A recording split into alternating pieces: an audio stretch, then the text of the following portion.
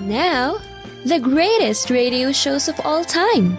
Suspense. The Shadow Node. Washington calling David Harding, counter-spy. Classic radio theater. The Great Gildersleeve. Fibber McGee and Molly. Dragnet.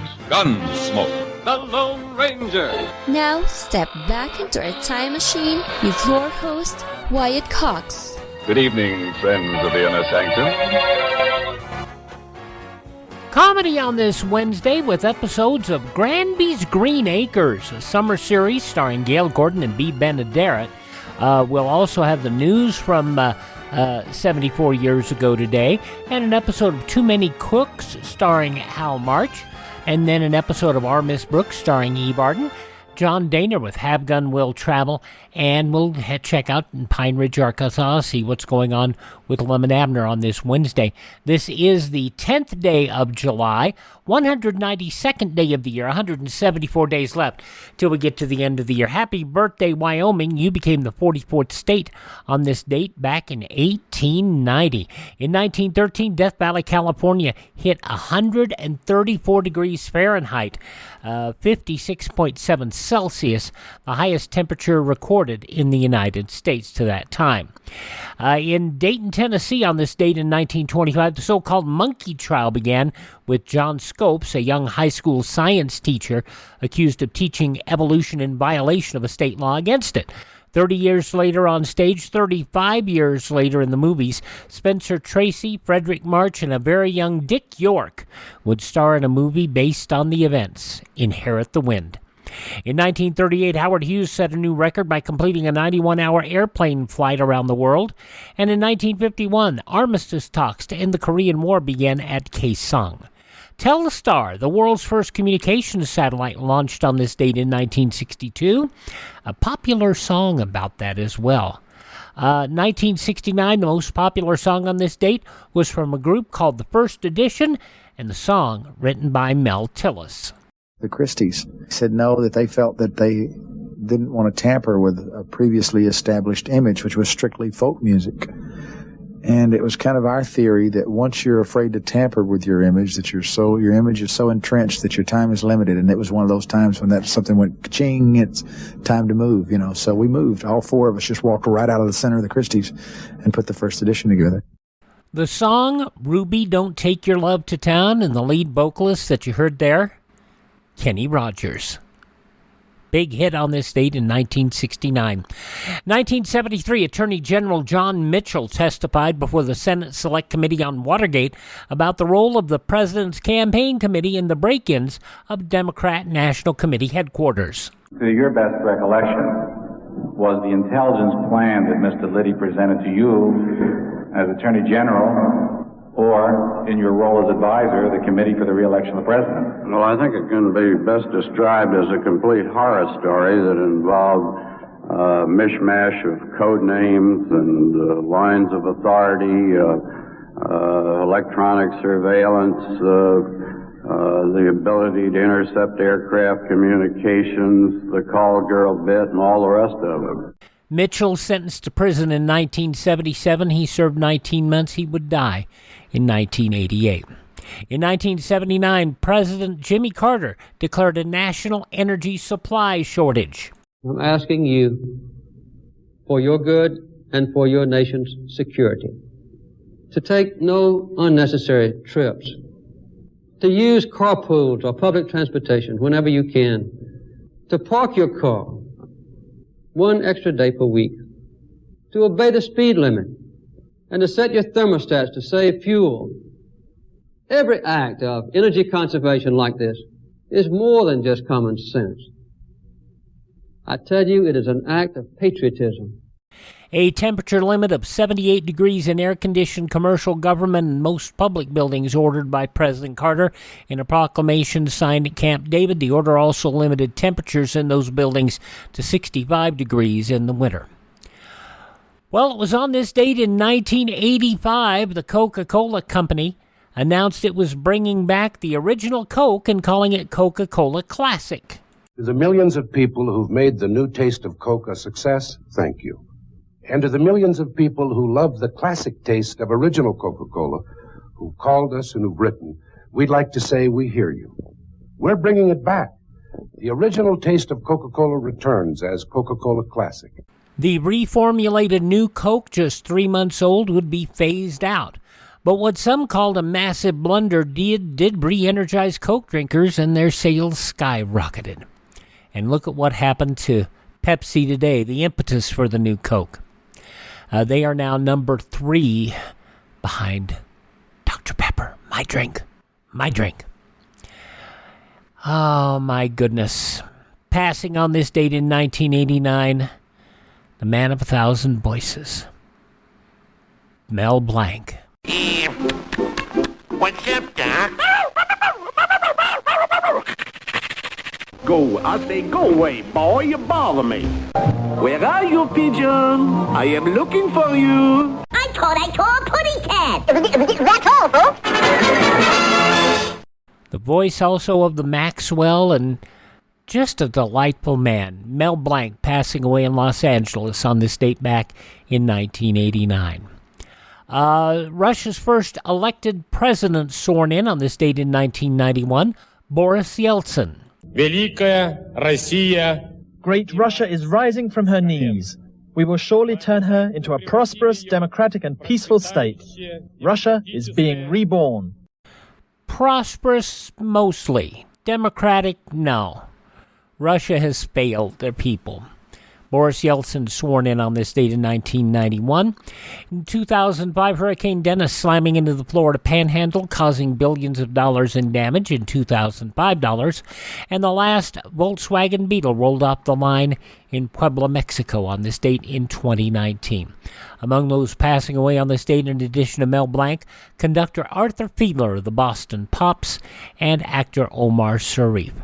Birthdays on this date include the brewer Adolphus Bush, Serbian-American inventor Nikola Tesla, Mr. Wizard Don Herbert, also David Brinkley, Eunice Kennedy Shriver, author Gene Kerr, writer for the Waltons and Falcon Crest, Earl Hamner Jr., pro wrestler Bobo Brazil, actor Fred Gwynn, Nick Adams, TV's The Rebel, also tennis player Arthur Ashe, and Detective Harrison Barney Miller, Ron Glass, all born on this date in history.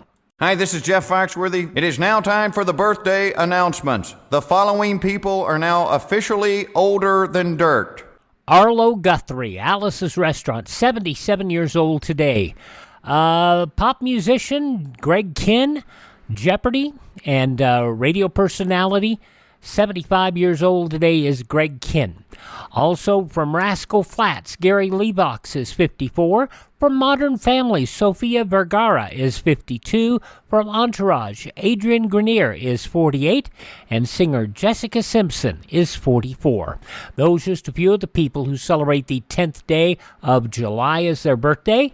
If this is your birthday, we baked you a birthday cake. If you get a tummy ache and you moan and groan and woe, don't forget we told you so. Happy birthday! Happy birthday! Make a wish, dear, and blow out the candles. Here they go. And on this Wednesday, Hump Day Classic Radio Theater with Wyatt Cox, we are going to bring you episodes of Granbys Green Acres, starring Gale Gordon and B. Benederet, summer series from 74 years ago, July 10th, 1950, and I'll answer the burning question. Is it related? Sort of. We'll tell you about that in a moment here on Classic Radio Theater with Wyatt Cox.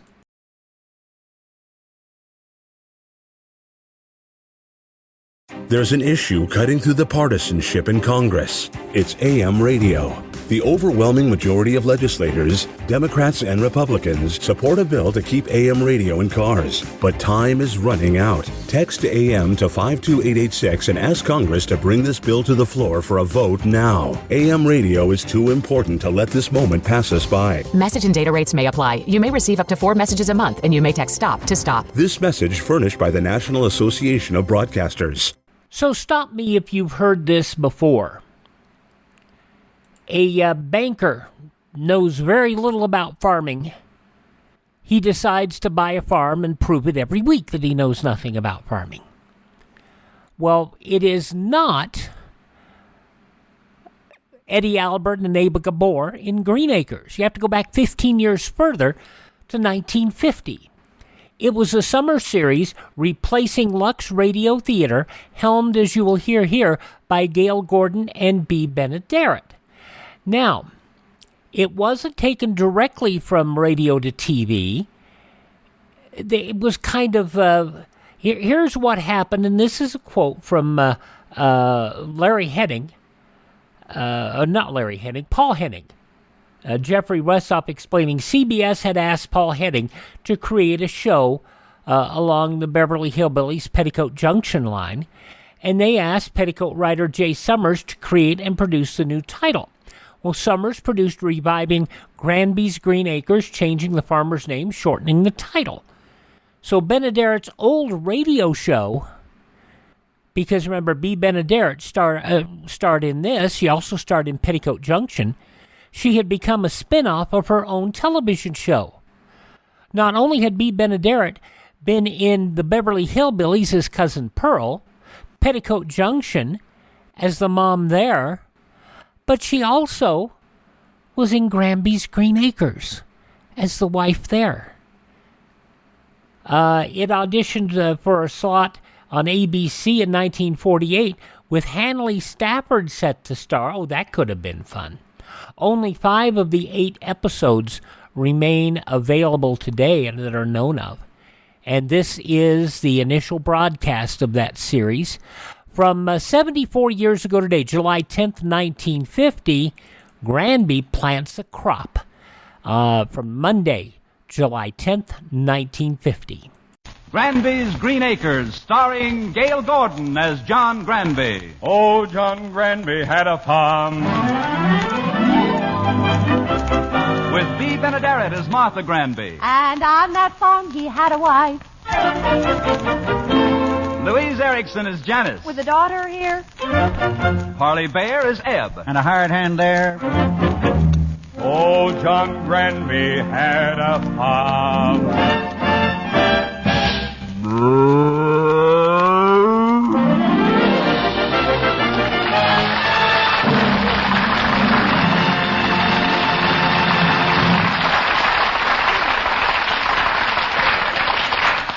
Now, Mr. Granby plants a crop.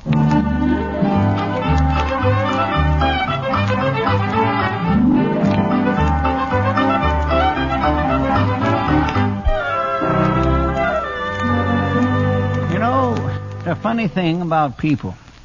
Farm people work hard so they can save enough money to move to the city. City people work hard so they can make enough to move to a farm. And between the two, who do you think makes out best? The moving companies. Now, you take my boss, John Granby. He was a city fella. Bought this farm here in Doveville. Don't know the first thing about farming. Gets excited at the least little thing. Martha! Martha, where are you? I'm out in the kitchen, John. Well, come here, quick, quick. John, what's the matter? Did you hurt yourself? Martha, look. What is it? A potato. Oh. Well, that's nice, dear. Nice? Martha, do you realize that this is the first potato? Oh, John, I'm sure that there must have been potatoes before this. I mean, it's the first one from our farm. You know, Martha, I feel the same way about this potato as I did when Janice was born. Oh, that's silly. Janice had more hair. Martha, you just don't understand what this potato means to me. It's the first step to security. That's why I bought this farm, to have security. Well, you had security when you were working in the bank. John, maybe you made a mistake in giving up your job. Oh, but I had to. I couldn't have gone on working as a bank cashier for one more day. I had to get out while the getting was good. John, they weren't going to examine the books, were they? It was nothing like that. You know I've always wanted to buy a farm, and when I make up my mind to do something, I don't change it. But, John, maybe you're not cut out to be a farmer. Doing things like plowing or breeding hogs. And why couldn't I breed hogs? Remember that time you bought Janice those 2 rabbits for Easter and you were going to breed them? Well, what about it? That wasn't very successful, was it? Well, it wasn't my fault. They turned out to be brothers. Now, Martha, I must say that Is anything wrong? I heard you rush into the house yelling for Mother. Oh, there's nothing wrong, Janice. I was out in the field, and I found a potato. Oh? Well, what were you looking for? I wasn't looking for anything. I just happened to find it. Then I guess you can keep it for your honesty. Janice, your father's very proud of that potato. It's the first thing that's grown on the farm. I don't know why he's so proud. He didn't plant the potatoes. There were 10 acres of them here when we bought the farm from Mr. Parker. The only thing Dad can take credit for is the other 130 acres with nothing growing on them. Janice, I'm going to grow things on them. What? Potatoes. We're going to have 140 acres of potatoes. Goodness, all that starch. Dad, do you think potatoes are a good crop to raise? Why, certainly. Parker told me that when I bought the farm from him, and he's a pretty smart man. Besides, I didn't rely on his word alone. I wrote to Washington and asked them to mail me some pamphlets on the subject. Oh, John, you shouldn't have done that. Why not? What these days, President Truman has so many other things to do. Yes. Look, I've made up my mind to plant potatoes, and I'm going to plant them. And when I make up my mind to do something, I don't change it. Well, John, do you really think potatoes are a good money crop? Martha, there's one thing you've got to learn. You can't just think of farming in terms of dollars and cents. The love of the soil is important, too. Now, you take Mr. Calvin down the road. He's been a farmer for 50 years. He's gotten up every morning of his life at 4 o'clock, worked his land in good weather and bad. And why? For the money he could get out of it? No. He loves the soil. Oh, by the way, Dad, Mr. Calvin was here to see you this afternoon, but you were down in the barn. Oh, what did he want? He wanted to show you his new Cadillac. Cadillac? Imagine buying an expensive car like that. Well, is there really that much money in potatoes? Well, of course. Why, Dad, Mr. Calvin is a wheat farmer. Oh, so he's a wheat farmer. John, does anybody else around here grow potatoes? Well, They all grow wheat and corn. Then why are you going to plant potatoes? Well, because well, Martha, I told you, when I make up my mind, I don't change it. But, John, these other men have been farming around here for years. If they grow wheat and corn, there must be a reason. There is. They've never done any research on the market prices the way I have. They're too busy. Yes, driving to the bank in their Cadillacs to deposit money. Well, they'd have even more money to deposit if they knew what I know. Potatoes are stable. Wheat and corn are speculative. I'll show it to you in black and white. It'll be in the morning paper here. Oh? Yeah, here we are. Commodity prices. Trading on the Chicago grain market was very active today. Wheat and corn showed a strong upward trend. What else does it say? Cadillac stock went up 4 points.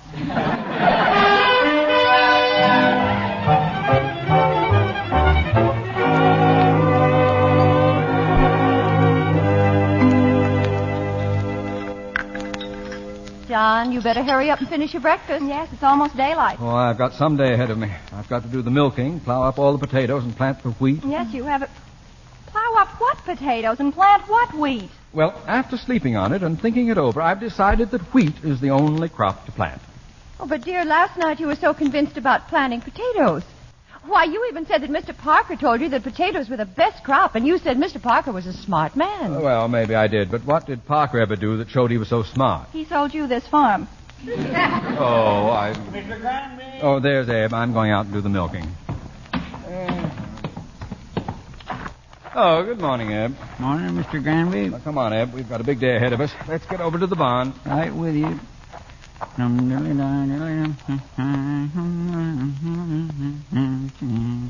My foolish heart. Eb, open the barn door.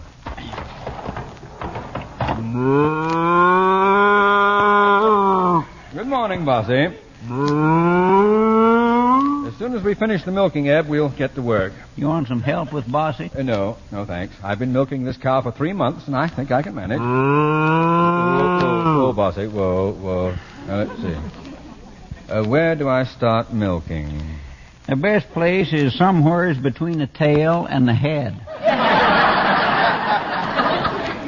Very funny. Let's see. Oh, yes, here it is. Now,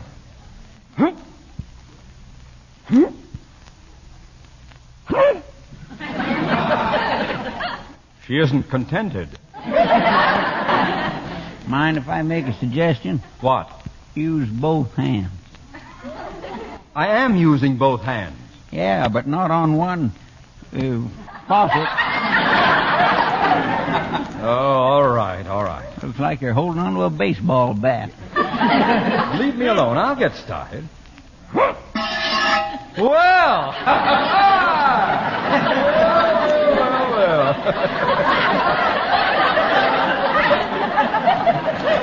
Now I'm hitting on all 8. 4. Don't be so technical. Hey, but haven't you got anything else to do besides standing there and criticizing me? Well, I guess I could go and weed the potatoes. That won't be necessary anymore. Why? The weed's going to stop growing? Of course not. You don't have to weed the potatoes because we're going to plow them under. Oh, the government paying you to do it? Nope.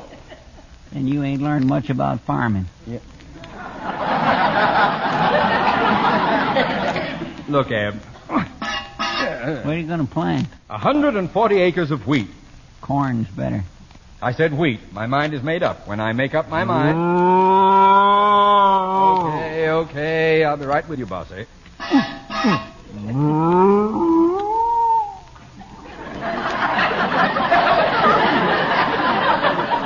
You're welcome. Ed, how long will it take us to plow up those potatoes? 3 weeks. 3 weeks? Why? We ain't got a tractor. Well, where can we get a tractor around here? All right, bossy. There. Say, you might pick up a tractor cheap at the Henderson place. They're auctioning off his farm today. Well, let's go over there right after I'm finished milking. We'll do that. Okay, bossy, okay. And after we get the tractor, Eb, you can start plowing while I go into town and pick up the wheat seed. Bossy, will you stop nagging?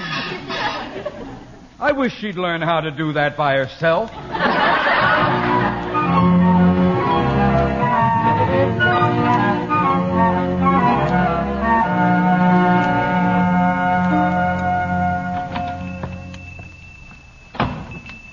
How do you do? How do you do? I wonder if you could help me. I'm looking for Kimball's feed store. Oh, this is it. Yeah, this is it. It's a little hard to find the first time because my sign blew down. That was in 1902. Yes. Well, I'm very interested. That was the year we had the big blow around here in Doveville. I'll never forget that. Oh, I had the sign hang on the post in the front porch of the store, and then along came this tremendous wind. Oh, I remember looking out the window and seeing Miriam Harkness crossing the street and trying to hold on to her skirt. I never did see the sign go. Well, that's all very interesting. I found the sign the next morning, though, and I nailed it back up. Oh, it looked kind of silly there, hanging there on the post, the rest of the building lying on the ground. Well, that's... Yes, here's quite a blow. Never see a pair of purple garters without thinking of Miriam Harkness. If you don't mind, I'm in somewhat of a hurry. I want to buy some wheat seed. Certainly. Oh, say, you're the city fella about the old Parker place, ain't you? That's right. My name's John Granby. Glad to know you. I'm Will Kimball. You're John Granby. Yes. John Granby. Kind of like to repeat a name several times to get it kind of fixed in my mind. I've been in business for 40 years, and I've never forgotten a name. John Granby. Ah, there it is now. Now, I'll never forget that your name is, Mr. Kimball. Oh, yes, Mr. Kimball, yes. Now, what did you want? Some wheat seed, and my name is not Kimball. Oh, I know that. Kimball is my name. It's on the sign from the store. Oh, no. That blew down during the big wind of 19... Told me that story. Look, Mr. Kimball, I'd like to buy wheat seed so I can get it planted this afternoon. How much you figure you'll need? Well, I'm going to plow up my potatoes and plant my entire farm with wheat, so I'll need enough for 140 acres. Well, then you'll need about 40 tons. 40 tons. 40 tons? Can you break that down into 10-cent packages? Well... No. I'll tell you what. I'll take a couple of bushels of seed with me now, and you can deliver the rest. Well, that's okay. It's quite a project you're undertaking now. Yes, but I think I can handle it. I bought a tractor today at Tom Henderson's auction. Oh, say, that was too bad about Tom Henderson losing his farm. You know, it's a terrible thing when a man has to sell all his belongings to pay his creditors. Oh, it certainly is. Certainly. By the way, how did Henderson go broke? Well, it seems to me I heard that he planted the wrong crop. Oh, is that so? What did he plant? Wheat. Wheat? Yes, wheat. Now, I'll go and get your seed. What kind was it you said you wanted? Corn. It's going to be a good year for corn. Oh, you really think so? Oh, yes, I've sold a lot of corn. Everybody around here is planting corn. There's going to be an awful lot of corn. Oh, well, now, won't that bring the price down? Oh, probably. Well, I'll get your seed for you in a minute, Mr. Well, I'll have the seed for you in just a minute. Thanks. Everybody's planting corn. Huh? That means the market will be flooded with it. But if I were growing wheat... Here's your corn seed. I'd rather have wheat. Wheat? Didn't you say... Look, I came in here to buy wheat, and that's what I'm going to buy. Well, whatever you say, but I'll take this back and then get you wheat, Mr. Yeah, all right, fine. That's a good thing I'm not a man. Mr. Granby! Yeah, what is it? I just wanted to show you I never forget a name. Oh, good. Yes, sir, I'll plant wheat. It's a good thing I'm not the kind of man who gets panicky and is easily swayed. Let 'em all grow corn. But when there's a shortage of wheat, who'll have it? Me. Here's your wheat. Oh, those bags here are heavy. Well, Mr. Well, I hope you have better luck than Tom Henderson. Oh, I never could understand him. He was a farmer for 30 years, and when everybody was growing corn, he thought he'd be smart and plant wheat. Did you say he was a farmer for 30 years? Yeah. Say, do you want me to help you out to your car with this wheat seed? No, thanks. I can manage it. Goodbye. So long.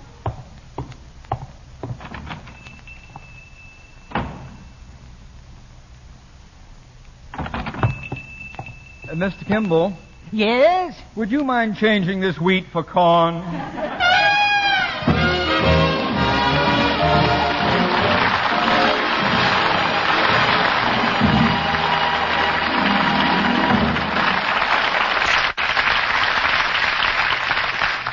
We'll return to Granbys Green Acres in a moment.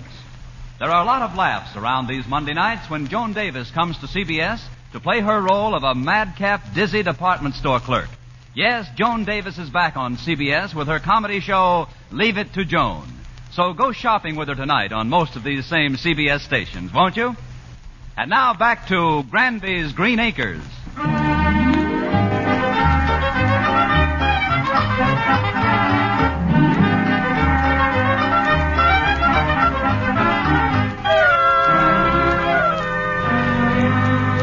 There's one thing about John Granby. When he makes up his mind, nothing can change it. When he made up his mind to leave his job at the bank, he left it. When he made up his mind to buy a farm, he bought it. And when he made up his mind to plant potatoes, did he plant wheat? No, sir, he planted corn. John, hold still. How can I rub your back with this liniment? Oh, be careful. I must have stooped over 10,000 times today planting those corn seeds in those furrows. We'll harrow them the first thing in the morning before the birds get to them. Well, does it feel any better if I rub it here? A little higher. That's... What's the matter? That was too high. Dad, is there anything I can do for you? Yes. Pour some hot water in this basin so I can soak my feet. Sure.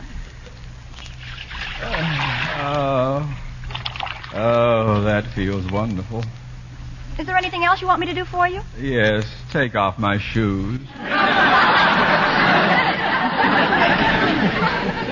John, you shouldn't have tried to plant all the corn in one day. Well, it had to be done today because Martha, your hands are cold. I'm sorry. Oh, what a day Eb and I had. Oh, that poor old man. John, you shouldn't have worked him so hard. He's at least 20 years older than you. Oh, we were so busy it never occurred to me. Wonder how he is.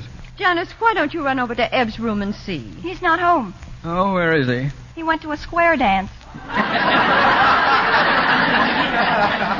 A square dance? Why, that old fool ought to... Higher, Martha. She's massaging your head now. Lower, Martha. This'll all be worth it. When I harvest the corn, I'll be sitting pretty. Higher or lower? Dad, yesterday you were just as sure about planting wheat. What made you change your mind? I didn't change my mind. I just made a different decision. Take my word for it, corn is the crop. Oh, well, dear, don't you think it's time we went to bed? In a minute, I want to get the weather report. Janice, will you turn on the radio? All right, Dad. But I hope the battery holds up. Program for this evening. This is Columbia's station for Jonathan County. Now, here's tomorrow's weather forecast. Clear and warmer. Lowest temperature around 51. Well, that's great weather for corn. And now a last-minute roundup of closing commodity prices. On the Chicago Grain Exchange, This is what I'm interested in. wheat hit a new high for the year, while corn showed a strong downward trend. Shut it off. How do you like that? I wanted to plant wheat. Then why did you plant corn? You shouldn't have changed your mind. Janice, you know that when I make up my mind, I never change it. Do I? Well, do I? Please, let's not have these awkward pauses.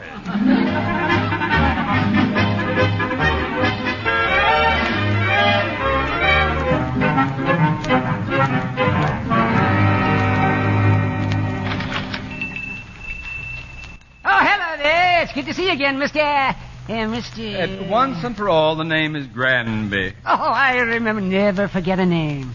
You know, I do it by association. What was I talking to you about the first time you came in here? The big wind you had in 1902. Exactly. Now, whenever I want to remember you, I think of the big wind. Mr. Kimball, I came in on business. Well, of course. What can I do for you, Mr. Wind? They were... See, I didn't forget that time. No.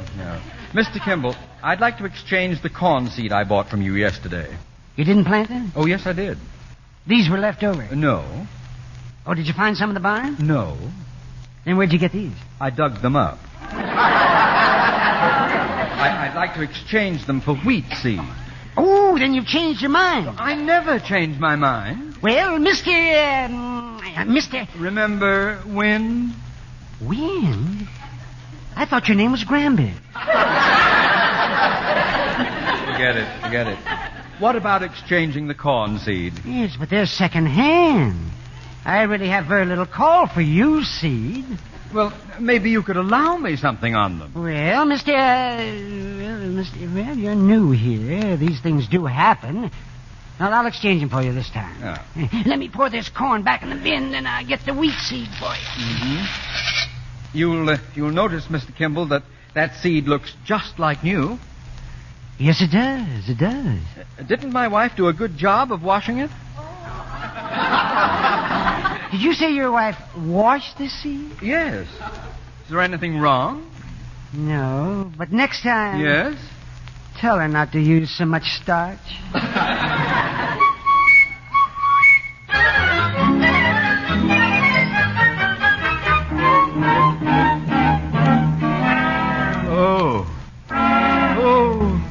Oh, Martha, be careful. Well, I'm rubbing your back as carefully as I can. Oh, what a time we've had. Picking up every one of those corn seeds and then planting wheat. Oh, you poor dear. You and Eb have worked awfully hard. Yes, I'll bet he didn't go to any square dance tonight. No. He's in a Charleston contest. Charleston? That's enough, Martha. All right. My back's beginning to feel better. It doesn't hurt me anymore. You won't have any trouble sleeping tonight. No, in fact, I'll probably sleep until it's time to harvest the wheat. Dad, I hate to bring this up, but doesn't wheat have to be weeded and cultivated? Well, let that Fred Astaire I've got for a hired hand do it. Turn on the radio. I want to hear the market reports. Program for this evening. This is Columbia's station for Jonathan County. Now, here's today's farm news. On the Chicago Grain Exchange today, corn rebounded upward from yesterday's low, while wheat dropped sharply.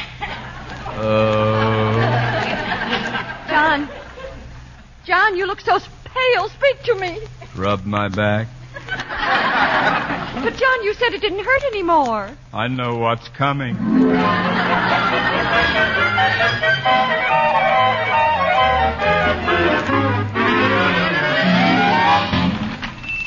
Hello, Mr. Kimball. Oh, hello there, Mr.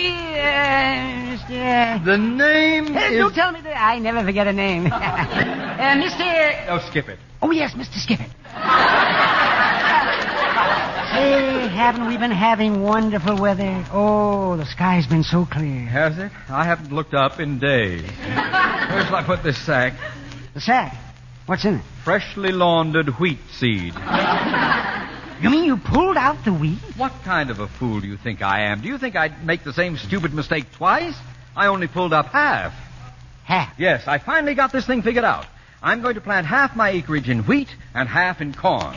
Then no matter what happens to the market, I'll be covered. Boy, now you want to exchange half of the wheat seed for corn. That's right. Well, all right. I got some corn seed right here in the bin. Are you sure they're good? Well, they're the ones you brought back yesterday. I don't want any second-hand seed. But Look, Mr. Kimball, do you want my business? Don't forget I'm going to be farming around here for a long time. Well, sure, yes. Mr. Granby. Well? Would you mind paying cash?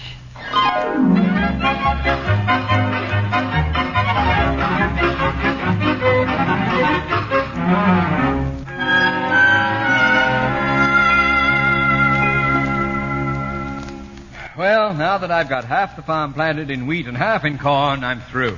You're not going to change your mind? I never change my mind. Just seeds. Well, I'm glad you finally settled your problem. Poor Eb, I'm afraid he wouldn't be able to take much more of this. I bet he didn't go dancing tonight. No. He went to the wrestling matches. Well, I'm glad he's being sensible and resting. He's not resting. He's wrestling. Just forget, Ed. Janice, turn on the radio. Are you sure you want me to? Why not? Tonight I haven't got a thing to worry about. I don't care what's up, corn or wheat. All right. And hogs remained about the same. And on the Chicago Grain Exchange today, corn was down. So what? Wheat was down. What? Soybeans up.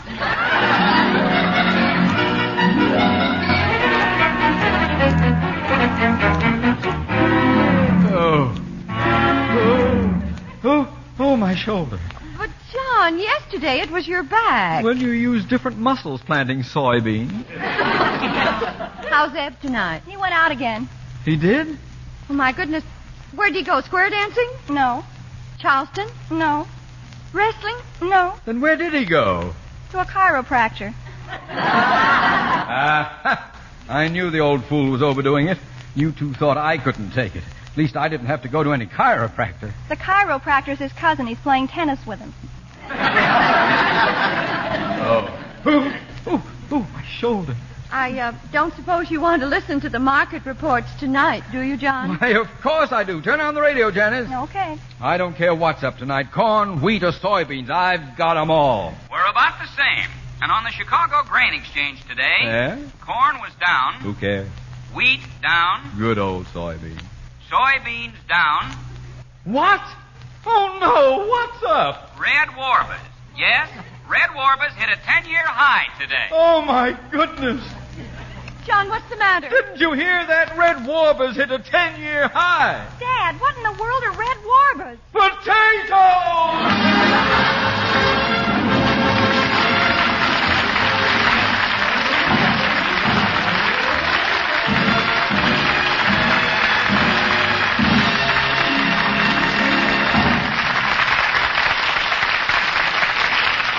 We'll rejoin John Granby of Granbys Green Acres after this brief message.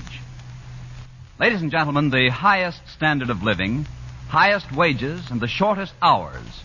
All this plus the time-honored guarantee of individual freedom. Where else would you find all these advantages but under our American economic system? It has brought more benefits to more people than any other system ever devised. Now back to Mr. John Granby. Oh, John Granby had a farm. Dad. Oh, yes, Janet? This kerosene lamp is ruining my eyes. When are you going to have electricity put into this place? We don't need electricity. But, John, we've got all those electrical appliances we brought from the city. It would make housework so much easier. Yes. And it would make farm work easier, too, Dad.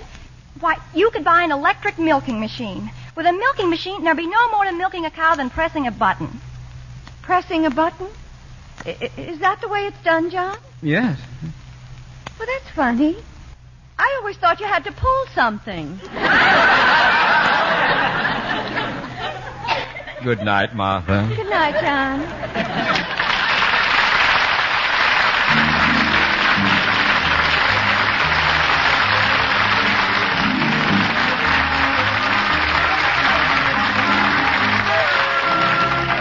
have just heard Granbys Green Acres, starring Gale Gordon, with V. Benederet, Louise Erickson, and Parley Bear. Tune in next week when Mr. Granby discovers electricity. Granbys Green Acres was written by Jay Summers and Jack Harvey, and was directed by Jay Summers. Music was composed and conducted by Opie Cates. This is Bob Lamont speaking.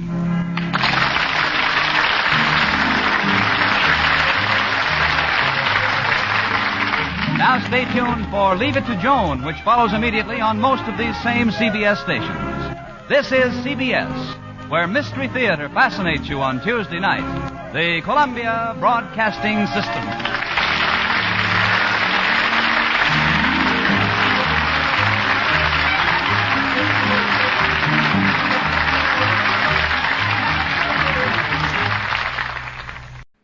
Years before Eddie Albert and Ava Gabor, you had Gale Gordon and B. Benederet at Granby's Green Acres, a very strikingly similar show, wouldn't you say? From 74 years ago today, Monday, July 10th, 1950, here on Classic Radio Theater with Wyatt Cox. The news from 74 years ago today is next. Will you take the step? Hi, Dad. You want some help washing the car? What? Well, sure. Tom, you want something? Nothing, Pop. Mind if I put some civil defense stickers in here? Stickers? What for? Oh, see, Pop? Put them on the radio dial. At 640 and 1240. That's Conrad. 4 wheels to survival. That's your car in a civil defense emergency. It will help you move away from danger. If it's in good mechanical condition. Tires properly inflated, battery in tip-top shape, and your gas tank more than half full. Mark your car radio at 640 and 1240 for official information. Another sticker at the half-full mark will help remind you to keep plenty of gasoline in the tank. Know the 6 steps to survival. Make this year your family's year for civil defense. You take the first step. Civil defense, an American tradition. Before I roll on here, I do want to point out that 2 of the people's voices you heard during this show are 2 people that you know very well, in addition to Gale Gordon and B. Benederet. And they would be, of course, Parley Bear, who was Ebb in this, and a delightful fellow. We remember him so much from Gunsmoke and some other shows. And, of course, Howard McNear, with that wonderful scatterbrained role he would play in so many shows. Howard McNear in Granby's Green Acres. Alrighty, this is our Wednesday edition of the program, the 10th day of July. And we do want to take a brief look at the news from this date 74 years ago. Here's what's in the newspapers. Entire 2nd Infantry Division at Fort Lewis, Washington, and other combat units from the 2nd, 3rd, 4th, and 6th Army alerted for transfer to the Korean War front. At wartime strength, the 2nd Infantry would number 18,000 men. Army refused to divulge its present strength. It would say that it does not include any paratroopers. The U.S. Lost Battalion of the Korean War has cut its way back to American lines. General MacArthur making the announcement as the communist drive halted with the help of round-the-clock air attacks for the first time. Of course, the Korean War, big front page news. In Bogota, Colombia, 123 people dead as 4 earth tremors in North Santalar Department killed at least 123 persons, according to the official report. Colombian President Mariano Oceana Perez. Unofficial advices reaching Cali from the stricken area in north-central Colombia said the death toll could reach as many as 200. President Truman now resigned to the virtual certainty that American troops will be engaged in a long, bloody, and costly civil war. Robert G. Nixon, writing for the International News Service, that the president's hopeful hostilities can be confined to the Korean Peninsula and not spread into a Third World War. Truman recognizing, however, there were a very grave danger that the Korean fighting may engulf the world in another global conflict. 5 persons drowned yesterday in a flash flood growing out of freak Nebraska weather that included a 13-inch rainfall. The victims, occupants of a car, swept off a highway about 14 miles north of Fullerton in east-central Nebraska. The Belgrade radio broadcast that the charge last night that 3 Soviet satellites, Bulgaria, Hungary, and Romania, have begun maneuvers of a provocative, aggressive charge along Yugoslavia's frontier. Charge made by the Yugoslav army newspaper Nevrio Arema, which said these maneuvers will not frighten Yugoslavia in accepting the status of a colony of the Soviet Union. About 1,500 American Federation of Labor switchmen ended a 2-week strike yesterday on the Rock Island Railroad. Trains under Army bosses began rolling again, putting a shine on rusty rails. The deadlock tie-up of the 8,000-mile line broken shortly before midnight by a temporary injunction. The court order issued by in Buffalo, New York, by federal judge John Knight. The Switchmen's Union promptly complied. Arthur J. Glover, union president, told the strikers to go back to work, saying, "We have no choice now." The switchmen and the railroad's 21,000 other employees are technically working for the Army, which took over operation of the Rock Island Saturday. The wage dispute, which led to the strike, still exists. In West Berlin yesterday, an anti-communist newspaper claimed Soviet satellite countries were planning to recruit international brigades to fight with the communists in the Korean War.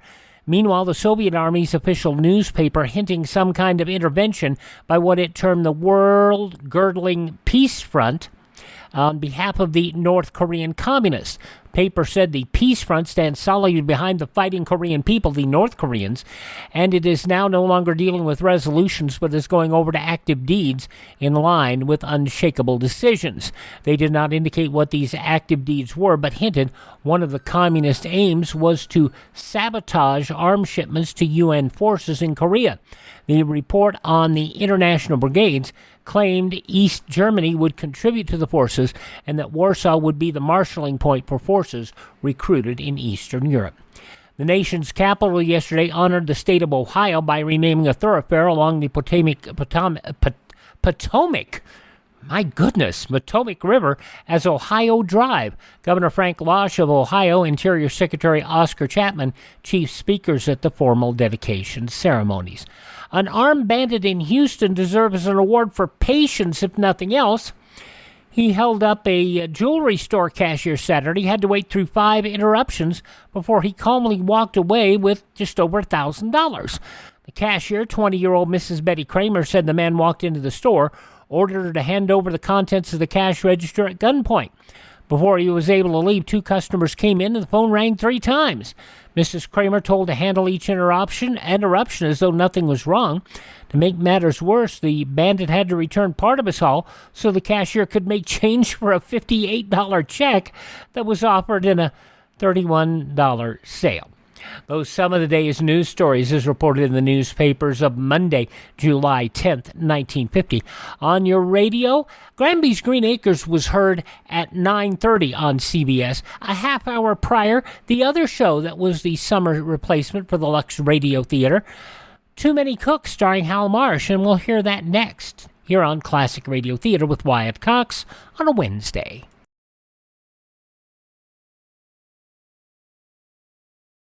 Civil defense needs well-trained staffs with special skills for fallout shelter managers. These are people who have learned how to take charge and how to organize feeding and sleeping arrangements, and how to manage the necessary health and sanitary precautions in shelters. Communications men are also needed to keep in touch with developments outside the shelter and people trained in medical self-help, as well as radiological monitors, men who have learned how to measure radiation levels. Courses in all phases of civil defense are offered in many places at the local level. If you want to know where you may take these courses, consult your local civil defense director. And if you'd like to learn more about civil defense and what was done back in the day and what might apply today, go to civildefensemuseum.com. Civildefensemuseum.com. Tomorrow at this time, 3 shows. Each 2 of them an hour long, and one, of course, another episode in Superman and the continuing story there. Now we're moving into fur smuggling. But we'll also hear the Chase and Sanborn Hour, and of course, all the usual crew involved in that. It'll be Edgar Bergen, Charlie McCarthy, W.C. Fields, Don Amici, and their guest Gladys George. We'll hear an episode of the Mercury Theater on the Air. Orson Welles and Martin Gable star in Dracula, going back 86 years. And then an episode of Superman, as we said, fur smuggling. So that's all coming up on our next Classic Radio Theater, spending a lot of time in the 30s tomorrow. But right now, we continue with an episode of the summer replacement series, Too Many Crooks. It was as it aired 9 o'clock Eastern Time on CBS, and this would have been Monday, July 10th, 1950, 74 years ago today. Stay tuned and see if you don't agree. There are just too many cooks.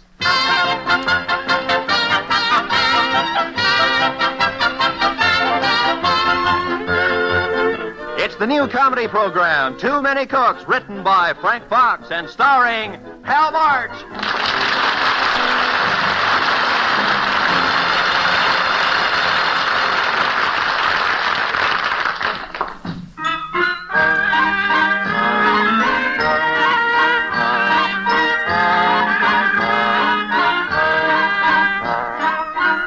This is the story of the Cook family. Carrie Cook, the mother, Douglas Cook, the father, and, of course, the children. Now, the Cooks all live together in a house, just as you and I, but they are not what you'd call an average family. You see, the Cooks have 10 children. And what's so unaverage about having 10 children? This is Doug Cook, the father. Well, say, Doug, a recent poll indicated that the average American family has 2.5 children. And you say we're not average. Show me one family with 2 kids and a half of another one running around. Well, Doug, you've got to admit that you're a pretty unusual case, having 10 children all by yourself.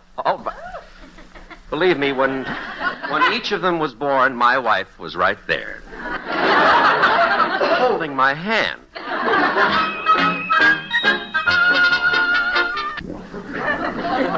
Tommy, I'd rather you'd gone outside and cut down one of the trees. But, Pop, a tree wouldn't fit in our bathtub. Why don't you go outside, son? Play tag, hide and seek, cops and bums. Mow the lawn. Now, Pop, it's your turn. But I don't feel like mowing the lawn, son. Then let me encourage you. It's fun mowing the lawn, Pop. You grab that handle, push that shaft. You see those gleaming blades whirl. Watch the grass fly in the air. Your muscles bulge. Your back becomes a sheet of sun-bronze glory. Oh, it's fun mowing the lawn. What, are you crazy? Heck, Pop, it's your speech. Well, just get that bedpost out of the tub. Okay, Pop. Get rid of the hot log, man. There's a Mountie outside. Mountie outside. Crazy. Doug, what on earth's going on up there? There's water dripping down through the dining room ceiling. Well, that's just part of the Canadian River. The boys are playing in the tub. What? Well, I hope you put a stop to it. Well, yeah, I told them to stop. Is that all you just told them? Oh, Carrie, they're just kids. I remember back when I was a boy, it seemed our tub was always filled with water and boats, sailboats, wind-up boats. I can still hear my mother saying, someday that idiot's going to flood the tub right through the ceiling. One day, that's exactly what happened. Well, you see, now your father waited too long. If he'd spanked you, it wouldn't have happened. Why should my father spank me? He was the one playing in the tub. Well, I'll go up and join in their river sport with a little paddling. Well, don't spank them with my initial hairbrush, dear. Last time you did, the neighbors accused us of branding them. And little Spanish town. I love that book. Timmy. Hello, Pop. What's the idea of sitting here on the back porch? I was sitting in the dining room, but it started to rain in there.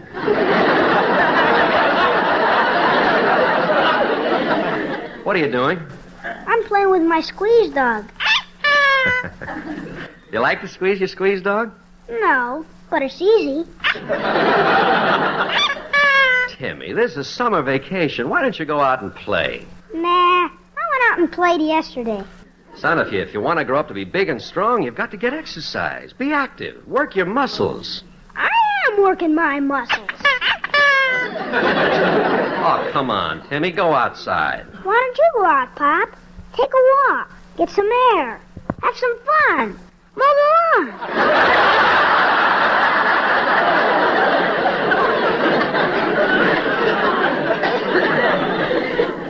You know, Timmy, sometimes I think you're really a chip off the old block. What does that mean? Well, it means that you're a part of me. Which part, Pop? What do you got missing? Forget it.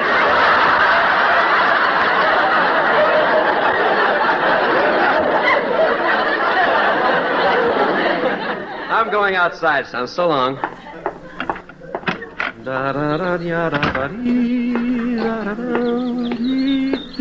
Hi, Doug. Well, Scotty, good morning. What are you doing? My wife sent me out to mow the lawn. Well, this is a coincidence. Carrie sent me out to mow our lawn. Oh, women are sure silly. I tell you. I told Helen our grass didn't need cutting. Look at it. It's only a little bit taller than yours. Mine's hardly worth calling tall. Just a nice height. It's fun to walk through grass and feel it brushing under your armpits. It's invigorating. At least. It is. But we won't get the lawns mowed if we stand here and talk, you know. No, you're right. Let's sit down for a while. Yeah, let's do that. Tell you, Scotty, I can't figure my kids. Beautiful day like this, and they won't leave the house. I know what you mean. My boy Stewie won't leave the house either. Yeah. Right now, he's upstairs lying on his bed, kicking and screaming. Throwing a tantrum, huh? No, he smoked a couple of cigars. Well, didn't you try to stop him? Cigars cost money. Couldn't stop him. He locked me in the closet. Oh, he's a problem. Well, you shouldn't complain. If I only had one child, I'd send him to summer camp. That's what I'd do. But with 10, I can't finance it. Summer camp? Sure. There was a thing in the paper this morning. Camp Happy Jolly Fun. Oh, yeah. There's a bus leaving at 4 this afternoon. That's the camp for both boys and girls. Well, Stewie's bound to fit into one of those groups. You know, it wouldn't be too much trouble to get him ready. I could pack him a little snack, some sandwiches, some cupcakes. A few cigars. Just think. Peace and quiet in the house. No windows being smashed, no furniture being broken, no booby traps in the bathroom. Oh, Doug, I think I'll send him. Good for you. Be sure and give him some poison ivy lotion and some mosquito bite salve, and warn him to stay away from swimming holes, and tell him not to overdo his playing, and make him promise not to get too close to the campfires, and tell him to be sure to get to bed early at night. Well, instead of all that, I think I'll just pin a note on him. Make sure this boy has a lousy time.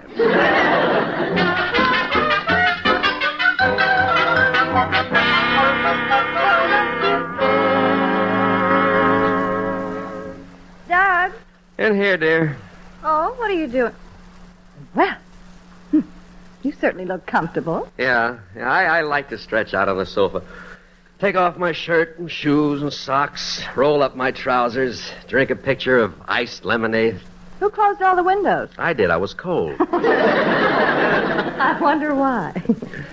Hey, Hey, what? Look at those legs. Oh, they're nothing, Carrie. They're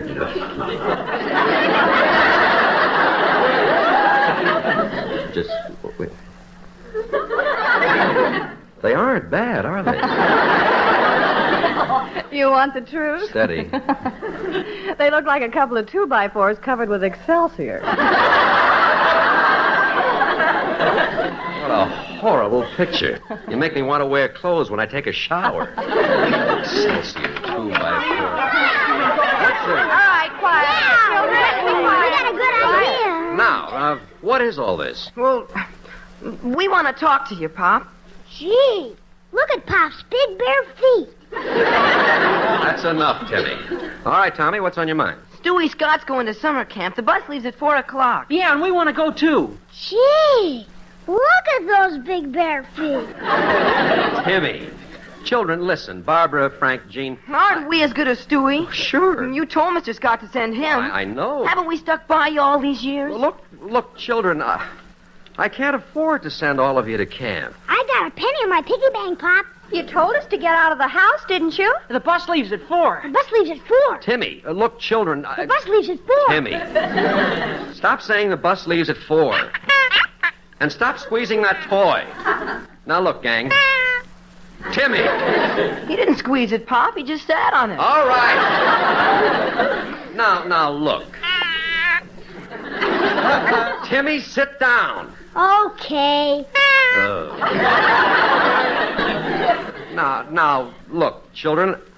I've always been a good father, as good as I could be. I'd do anything in the world for each and every one of you. But you can't go to camp. When you were small, I used to rock you to sleep. I walked the floor with you. You dropped me once? No, really. Now, children, Daddy's telling the truth. We can't afford to send you to camp. Okay, gang. Let's go. Oh, now look. It's okay, Pop. Come on, gang. We'll go out and wait till Stewie's ready to leave. Then we'll wave goodbye to him. We'll know he's leaving us behind, but we'll smile. Tommy, you're just trying to hurt me. No, I'm not, Pop. Come on, gang. Oh, Doug. Oh, please. Please, Carrie, I feel just as badly as you do. I guess I'm just a failure as a father. Oh. Ironic, isn't it? To think you could have married Edgar Weicker. Oh, Doug. Edgar Weicker, biggest banker in Philadelphia, a man of great wealth. If you married Edgar Weicker, things would be a lot different now. How would things be different now? Well, if you'd married him, my 10 little kids could go to camp.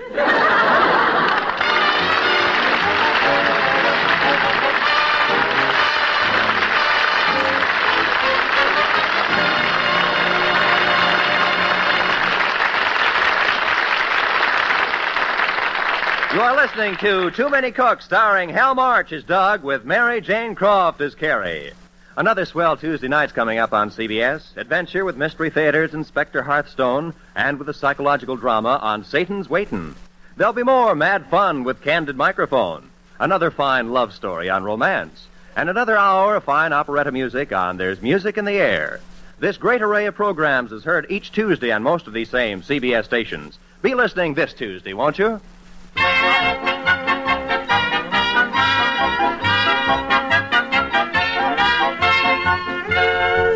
On the sofa in the living room of the Cooks, in gloom and despair, sits three creatures, Doug and his two bare feet.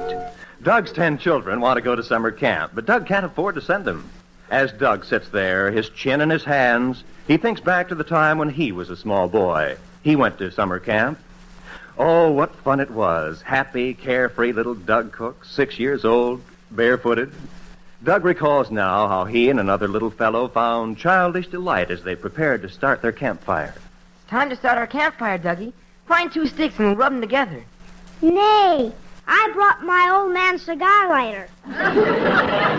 Oh, good willikers, Dougie. Start the fire so we may roast this fine cow we borrowed from yonder farm. Nay, I am not hungry. Not hungry, you say? Nay. I am still full of the fine horse we ate for lunch.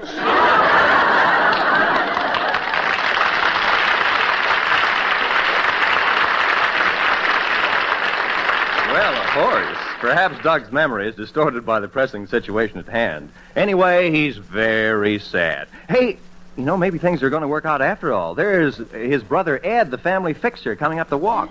Hey, don't give up, Doug. Help may be at hand. Coming. Hi, Doug. Hello, Ed. Come on in. Well, I'll be darned. What's the matter? You're in your bare feet. What's the idea? You going to crush grapes for homemade wine? I'm just trying to be comfortable. Boy, do you look unhappy. What have the kids done now? It's not what they've done, Ed. It's what they want. What do they want? Oh, no, not a baby brother. If it was that simple, I could work it out. What do the kids want? They all want to go to summer camp. Oh, I see. And you, being the loving father, can't bear to be without them. No, way off. It's the expense. At $15 a kid. Oh. It's $150. I just don't have it. Doug, relax. It's old Uncle Ed to the rescue. Oh, Ed. Honest? Well, after all, I am your brother. Those kids are like my own. When each one of them was born, who was right outside the door pacing up and down with you? And I was as nervous as you were, and I did as much fingernail biting as you did. Yeah, we certainly chewed my nails off. Oh, Ed, I can't tell you how much I appreciate this. Do you have the money with you? Money? Who said anything about money? You did. You said you were going to lend me the $150. I did not. I said it was Uncle Ed to the rescue. To the rescue with what? Summer camp. We'll build them a camp in the backyard. Isn't that a clever idea? Oh, Ed, your ideas are never any good. Make a camp in the backyard. That's ridiculous. Maybe. I guess it's no good. Forget it. Oh, wait. I don't see why it wouldn't work. Nah, it's no good. What's the matter with you? Don't you think I can ever get a good idea? You're right. Doug, I said... You know, I'm not only losing my hair, I think my brain's falling out, too. It's a great idea. A great idea. Congratulations. Build them a camp in the backyard. You can dig a hole, and I'll fill it with water for swimming. Swell. And I'll get the old pup tent you have in the basement and those old spy glasses we bought the night we went to the flea circus. Oh, will they be surprised. What else will they need? I'll write it down. We'll pick up some extra food, mosquito netting, blankets, firewood, snake bite medicine. Wait a minute. We don't have any snakes in the backyard. I'll make a note of that. Pick up some snakes. Ed, get started.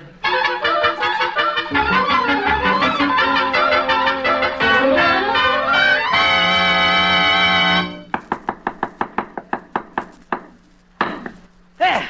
The tent is up. Very good job, Ed. Where did you ever learn to put up a tent like that? I used to go with a girl who lived in one. Oh, yeah, I remember. That housing shortage was pretty bad. What housing shortage? She was an Indian girl. Ed, you never went... Forget it. Hey, how do you like my job on the swimming pool? I see. Kind of big, isn't it? The edges keep caving in. It's growing by the second. Well, why don't you turn the water off? Wouldn't do any good. Why wouldn't it? My pick went through the main pipeline.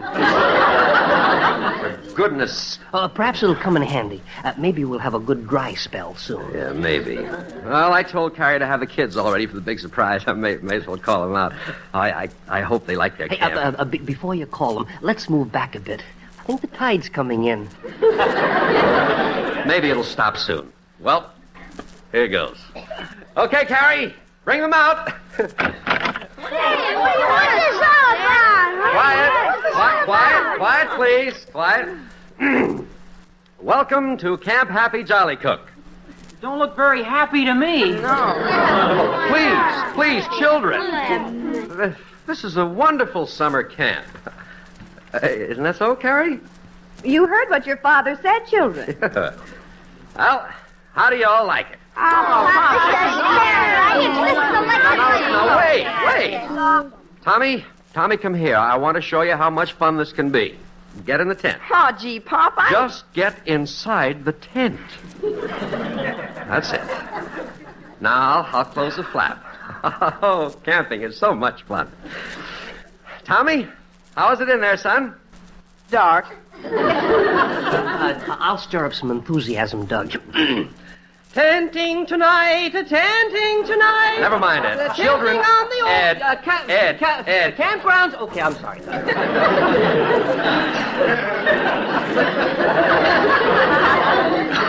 Now, children, about Camp Happy Jolly Cook, we have this lovely creek for swimming. Doug, it's getting awfully big. Hey, look, a periscope. That's Uncle Ed's pick. Children, this camp... You better get Tommy out of the tent, dear. He can't swim. I'm coming out.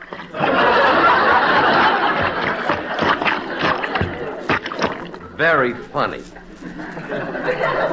Well, I guess our summer camp is a bust. Look at that water. This is a crazy house, boy.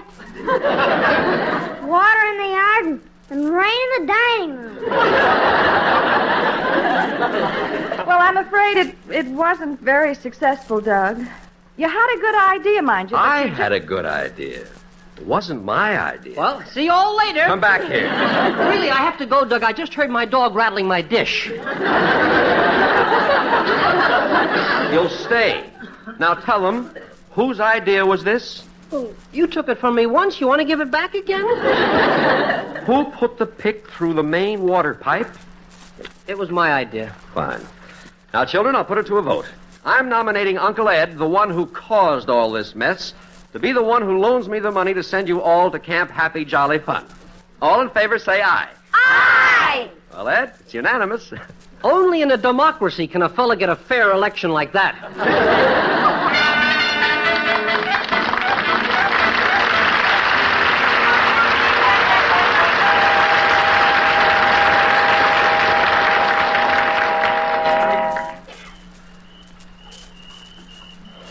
Sure is peaceful here in the back porch, huh, Carrie? Oh, yes. And the moonlight's so pretty on the water. Yeah. So peaceful. You know, although it'll take us a long time to pay Ed back, this is sort of a vacation for us, too. You know. Yeah, what do you mean? Well, with those noisy kids gone, we've got a few days of peace and quiet. Oh, yeah. Isn't it swell? Yes, if you look at it that way, yes. It is nice and quiet, isn't it? You sure? No noisy kids? Wonderful. Really swell. Yeah. Swell. Swell. Swell. What do you got there, dear? Oh, but just something I picked up in the house. I sort of thought I'd like to hold it in my lap. It's nothing. Well, let me see it. All right, here it is. Oh, Doug. Stop it, will you? Sorry, dear. Is the window open in Tommy's room? I don't know why. Just hoping the wind might blow his baseball off the bureau and make some noise. I wonder how poor Scotty's making out with that noisy little Stewie around. Yeah, poor guy. Why don't we walk over and try to cheer him up? Yeah, let's go. We'll cut okay. across the yard. Good, Come on. all right. Rock-a-bye, oh, no. When you're smiling... When you're smiling, the whole world. Rock-a-bye. Poor Scotty. Yeah, he's probably all broken up. Well, maybe if we don't mention Stewie. Doug, Carrie, come on in. Carrie, Scotty, you're not sad. Sad? I'm as happy as a lark. Let's go, dear. Come Yeah, this guy isn't human. How anybody can be so happy when his little kid is gone? Let's go, Carrie. Oh, wait a second. You guys put on the... What was that? What was that? What do you think it was? Couldn't stand the silence, so about an hour ago I went up to camp and brought Stewie back. There goes another window. And Helen wanted me to wash him tomorrow. Scotty, you lucky guy. Doug, it's too late for us to go up for our children. But do you think... Well, I don't know. Well, ask him anyway. Okay, I'll ask him. Scotty? What is it? Well, Scotty, we were wondering, Carrie and I were wondering, if you'd, well... It wouldn't be for very long. Just long enough to break a few windows. And maybe smash a couple of tables. Oh, come on. What do you want? Scotty, but just for a little while, can we borrow Stewie?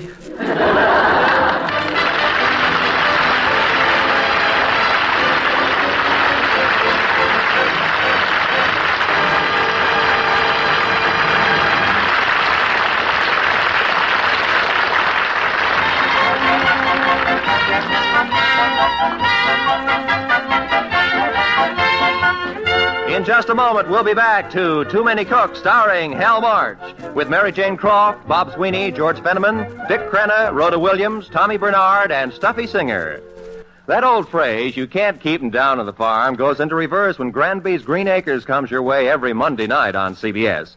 Granbys Green Acres is the new CBS comedy show about a city chap who moves to what he thinks is the quiet life down on the farm. No matter where you live, city or country, you'll find it's full of laughs and chuckles.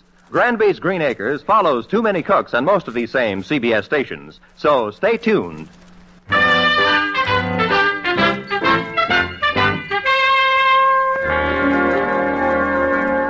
And now, back to Doug and Carrie. It's 4 o'clock in the morning, and they're finally ready to go to sleep.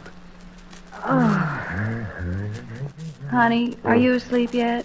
No, Carrie, but I'm contented now. Be asleep any minute. It's so wonderful being with the children again, isn't it? Yeah. You know, Carrie... Hey, Mom, Pop, how about going to sleep? Everybody in this camp has to get up at 6 o'clock.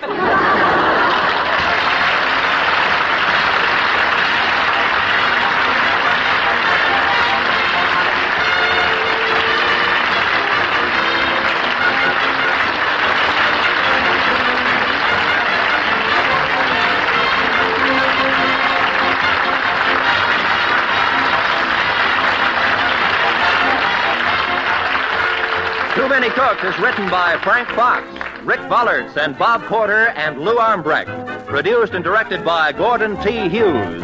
Original music was composed and conducted by Marlon Skiles. This is Roy Rowan speaking. This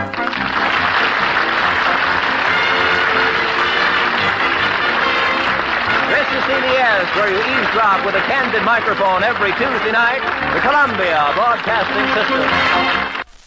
And from 74 years ago, Monday, July 10th, 1950, Too Many Cooks. Too Many Cooks and Granbys Green Acres, the summer replacements for the Lux Radio Theater. Coming up tomorrow, as he said, the Chase and Sanborn Hour, the Mercury Theater, a presentation of Dracula, and Superman.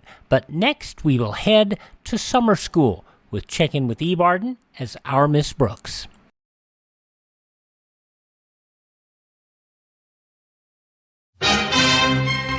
What's with the basket, Mom? Picnic? Nope, this is Grandma's pantry, modern version. Great, Mom. Only what's it for? Civil defense. And you're the one who brought the idea home from scout meeting. Here, help me check off the list. Fruit juice? Yup. Powdered milk? Right. Canned meats? Into civil defense comes Grandma's pantry, the symbol of preparedness. Unexpected company? Grandma always had plenty for everyone. No matter what unexpected disaster, your family should have a 7-day supply of food on hand, kept well protected in jars or tins, and safe in a shelter area. In an emergency or during evacuation in case of enemy attack, it's too late to plan. You will have to depend on your own resources, on Grandma's pantry. Assure the future. Know the 6 steps to survival. Make this year your family's year for civil defense. You take the first step. Civil defense, an American tradition. Not just for nuclear conflict, but in case of other issues, you need to have extra food, be it natural disaster or civil issues. Check it out. Get prepared, and check out civildefensemuseum.com for more information. Now on Classic Radio Theater with Wyatt Cox, we go back 75 years to June 10th, 1949. Eve Arden, starring as Our Miss Brooks. Palmolive Soap, your beauty hope, and Luster Cream Shampoo for soft, glamorous, caressable hair bring you Our Miss Brooks, starring Eve Arden.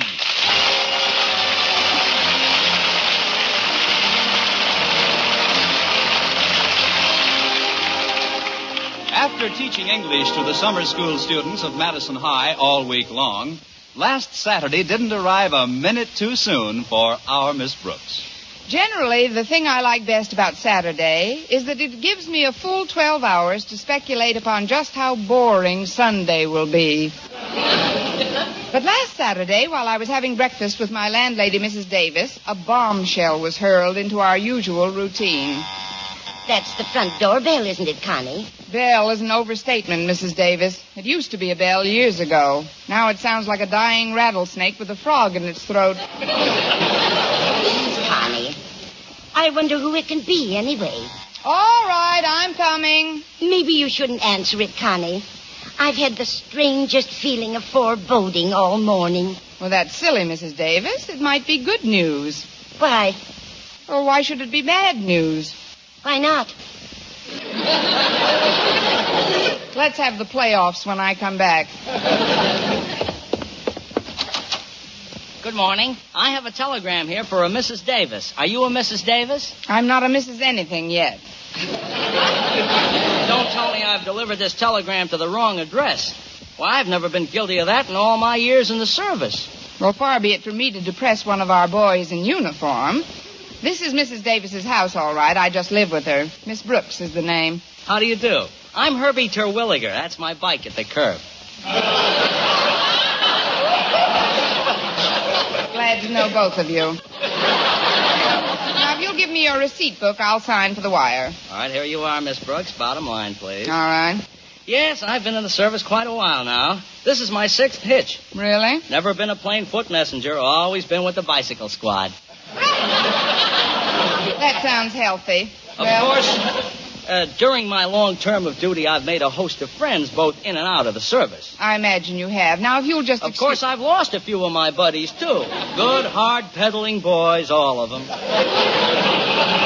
I'm sorry, Herbie. Yes, I always think of them when I hear Ghost Riders in the sky. That song cheers me up, too. I'll take this telegram into Mrs. Davis now. Goodbye, Herbie. Oh, this isn't goodbye, Miss Brooks. This wire has immediate reply requested printed on it. I'll just wait here on the porch until Mrs. Davis gives me an answer. All right, I'll try to hurry it up for you. I'll appreciate that. I have a slow leak in my rear tire. I'll be back in plenty of time to get it vulcanized. Mrs. Davis, it's for you. What is it, dear? This telegram. Oh, I knew it. I knew something terrible was going to happen today.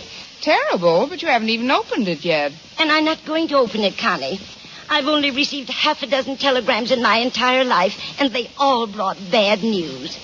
This is probably some horrible news about Mrs. Dribbleman. Mrs. Dribbleman? Yes. She went to Switzerland for a vacation. I warned her not to go. She probably fell off one of those Alps. Oh, now, really, Mrs. Davis. I'm psychic about these things, Connie. Poor Mrs. Dribbleman. I can just picture her skiing down the Alps. Not a care in the world. Suddenly, a treacherous curve. She can't make the turn in time. Over the rim she goes. She looks down. Nothing but rocky crags, jagged peaks. Why, Connie, you're not touching your breakfast. Suddenly, I'm not hungry. But aren't you going to finish your wheat cakes? Not until you get Mrs. Dribbleman off those peaks. I just remembered, Connie. Mrs. Dribbleman took my advice and decided not to go to Switzerland. She's feeling fine. Well, I'm glad to hear it. I don't want to rush you, Mrs. Davis, but this wire calls for an immediate reply. Look, right here on the envelope. Let's see. Immediate reply requested. Well, I'm sorry, but Wait a minute, Connie. Look where this telegram was sent from. Through this cellophane here. Doesn't that say Springdale? Springdale? Yes, it does. Why? That's where Uncle Corky lives. Or maybe now I should say lived. Oh. Poor Uncle Corky. He was always so fond of me. He was my mother's oldest brother, you know. We were very close. I'll bet he was just like an uncle to you. Look, Mrs. Davis, aren't you being a little prematurely mournful? After all, you don't know that he's but he must be. He was 87 years old on his last birthday, and he's had the hives for years. Well, maybe he'll outgrow them. When I think of how Uncle Corky used to play Santa Claus every Christmas, the kids at Madison, the faculty, everybody loved him. You remember him, don't you, Connie? Of course, Mrs. Davis. He's been coming here every Christmas for years. Here, I'll open this wire and tell you what it says. No, Connie, no. I won't let you open it. Why should you be the one to bring me bad news? But, Mrs. I could never again look at you without associating you with Uncle Corky's passing. I like you too much to allow such a tragic bridge to come between us, Connie. I'll do anything to avoid it. Oh, but this is ridiculous, Mrs. Davis. Once I've opened it, you'll see how ridiculous... Today is rent day, Connie. If you leave it unopened, I won't charge you for this week. Mrs. Davis, I wouldn't open this telegram if you begged me. You promise, Connie? I swear it on this stack of wheat cakes. I know. There's a messenger outside waiting for the immediate reply. I'll ask him to open it. Wait here, Mrs. Davis. Oh, Herbie, would you come inside a minute, please? Oh, sure. Got the answer, Miss Brooks? Not yet. This is Mrs. Davis, Herbie. Mrs. Davis, this is Herbie Terwilliger. Oh, pleased to meet you. How do you do? Mrs. Davis is a little superstitious about opening telegrams, Herbie. Would you mind? Me? Yes, just open it up, will you? But I can't. That's the first rule I learned in basic training. Thou shalt not monkey with the messages.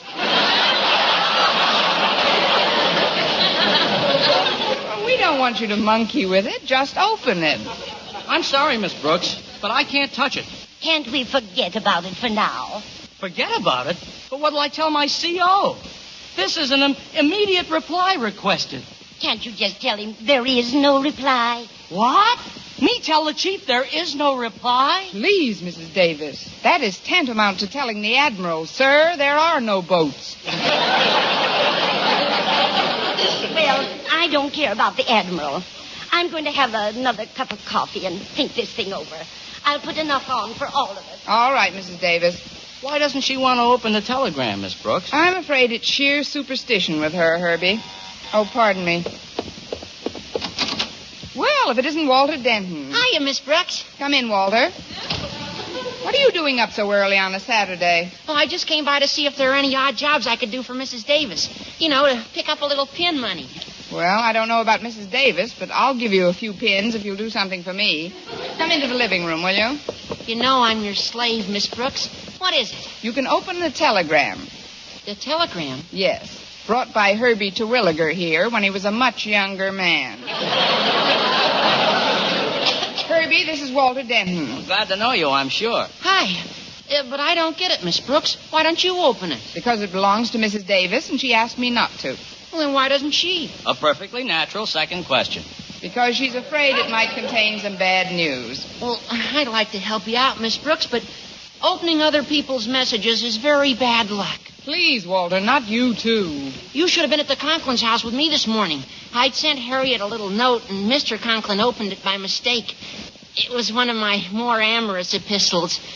You know, solid goon.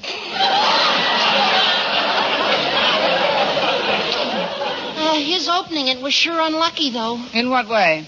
Right after he read it, he kicked me down the porch steps. Well, I hate to crash headlong into such a nostalgic moment, but this is getting out of hand. Walter, I insist that you open this wire. Oh, gosh, Miss Brooks, if you're going to be upset about it, hand it over. Here you are. Stop. You can't do it, Walter. Oh, hiya, Mrs. Davis. What's the trouble? You remember Uncle Corky, don't you? Uncle Corky? Oh, the old fellow with the beard who plays Santa Claus for us every year. Oh, sure, I remember him. How is he? He's left us, Walter. I'm afraid that's what this telegram is about. Really? But if it was about that, wouldn't it have a black border on it? No, Uncle Corky has a white beard. Gee, was a nice old guy.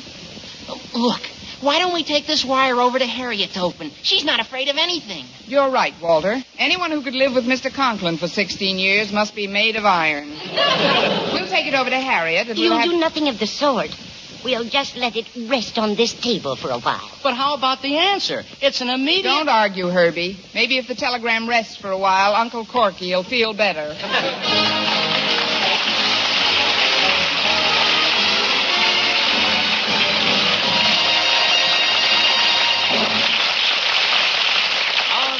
Starring Eve Arden will continue in just a moment. But first, here is Vern Smith. For bare skin beauty, it's bath-sized Palmolive with its famous beauty lather. Yes, bath-sized Palmolive for loveliness all over. There's something thrillingly new in this wonderful beauty lather of bath-sized Palmolive soap. New fragrance, new charm, new allure. See if Palmolive in your daily tub or shower doesn't leave your shoulders, arms, and back, yes, all of you softer and smoother. Completely lovelier all over. You'll thrill to the tender whisper of perfume it leaves on your skin. A whisper that says, come hither to romance. And this new bath-sized Palmolive is so big, so thrifty, economical to use because it lasts so long and gives so much soft, lovely lather so fast. That soft, lovely lather with its alluring new fragrance is Palmolive soaps alone. Palmolive's famous beauty lather. Yes, a new fragrance, new charm, new allure that can make every woman a vision of delight in the new revealing fashions that show so much more of you. So remember, for bare skin beauty, it's bath-sized Palmolive with its famous beauty lather. Yes, bath-sized Palmolive for loveliness all over. Get bath-sized Palmolive soap tomorrow. Menfolk love it, too.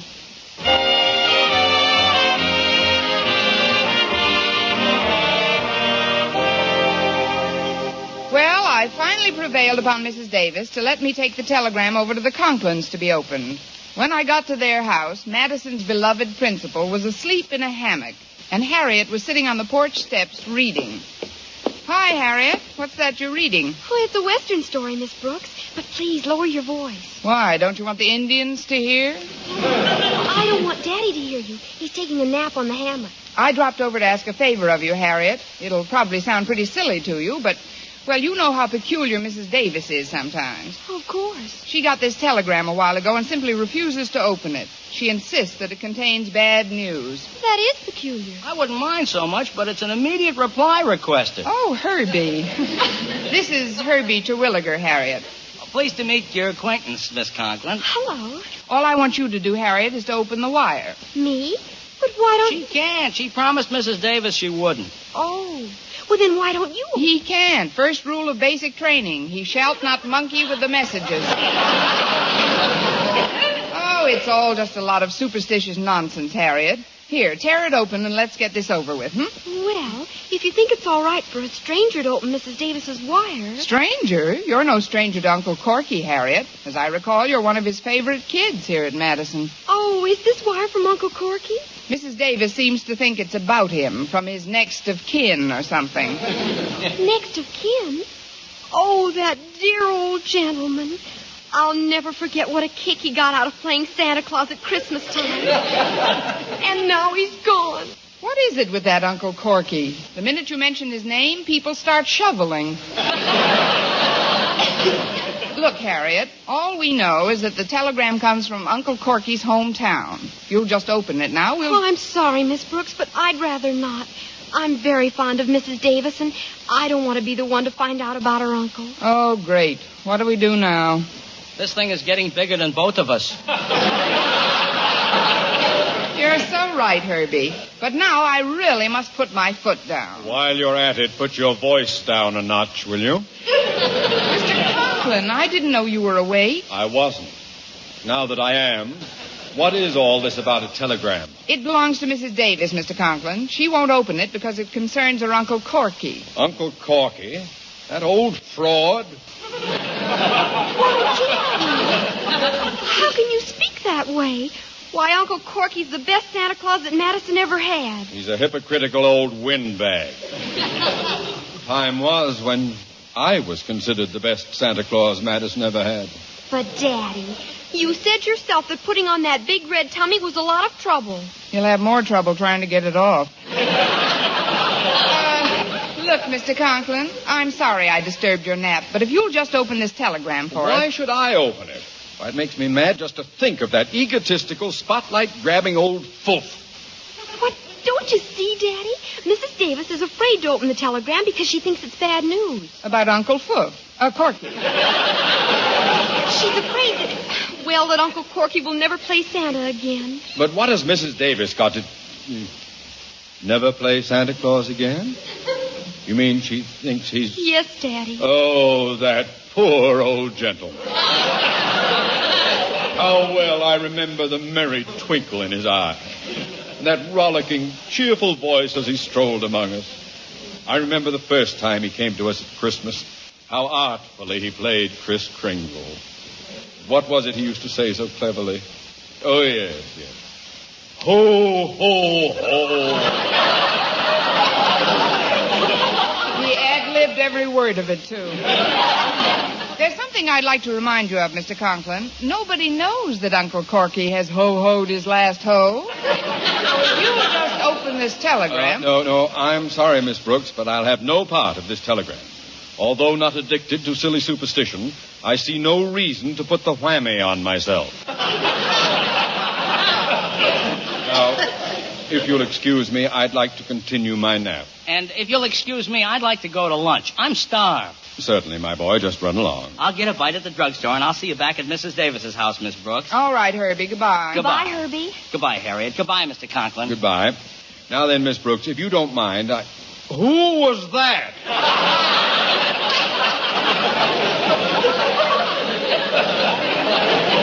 That's the messenger boy, Mr. Conklin. We've been going steady since breakfast. Oh.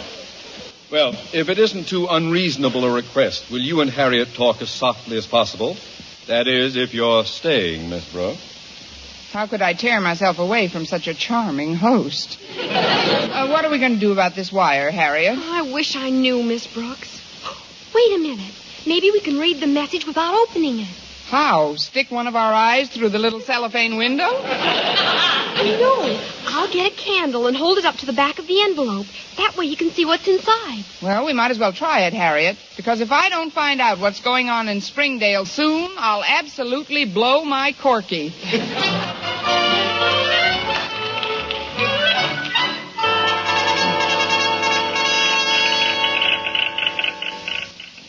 I don't know what Springdale's coming to. What kind of a telegraph outfit is this anyway? Now, simmer down, Corky. You've already waited 2 hours for that immediate reply. Another 5 minutes doesn't matter. It does when you're 87, boy. Are you sure you sent the message exactly as I gave it to you? Well, I'll try and dig up the master copy for you. How come you're making the trip at this time of year, Corky? You usually go away around Christmas, don't you? Well, I used to, but never again. I'm always roped into playing Santa Claus at Madison High School. Darn kids prop me up under a Christmas tree, yank on my beard, and yap jingle bells in my ears. Well, I'd like to beat 'em over the head with a chimney. Well, you won't have to worry about Christmas this trip, Corky. You can take advantage of this nice July weather. Play some golf or something. No, not me. I gave up golf a month ago. Why? At my age, I don't feel safe being so close to a hole in the ground.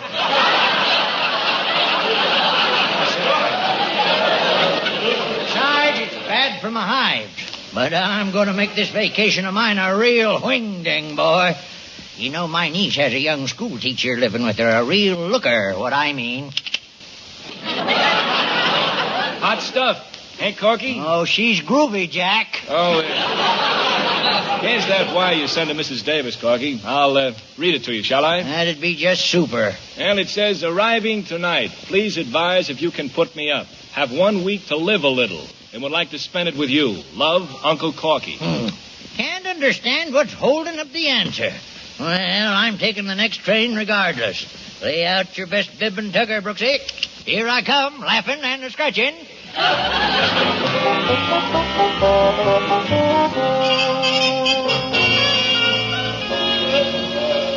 Hold the telegram a little closer to the candle, Miss Brooks. There. Can you see anything yet? Yes, Harriet, I can make out 3 words very clearly. What do they say, Miss Brooks? Don't write telegraph. Move it a little closer to the flame. That's too close, Miss Brooks. Look out, the telegram's on fire. Oh, no. Miss Brooks, she dropped it. Well, under the circumstances, Harriet, I thought it highly advisable. You see, I left my asbestos gloves at the laundromat. Quick, Miss Brooks, step on it. I'm glad I didn't wear my open-toed shoes today. What on earth is all this racket? Oh, it's you.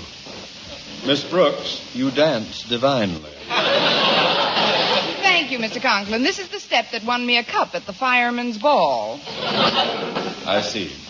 Well, if you're quite finished with your little flame dance, Miss Brooks, I trust that your next step will be a long one in the direction of your home. First, we've got to find out what's in the telegram, or what's left of it. It's from Uncle Corky.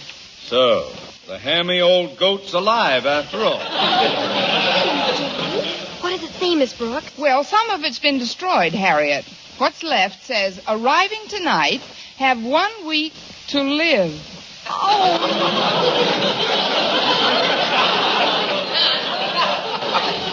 Poor Uncle Corky. I remember when I last saw him. There was a merry twinkle in his eye.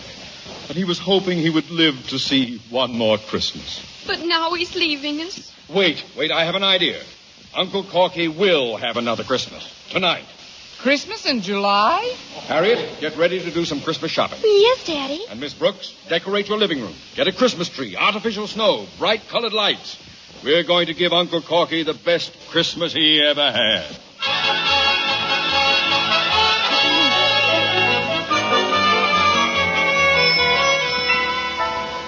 Oh, Uncle Corky will simply adore this Christmas tree, Connie. It's a silver fir, isn't it? Yes, it'll match his beard beautifully. I hope the others get here with their Christmas gifts before Uncle Corky arrives. It's already 8 o'clock, and they said they'd...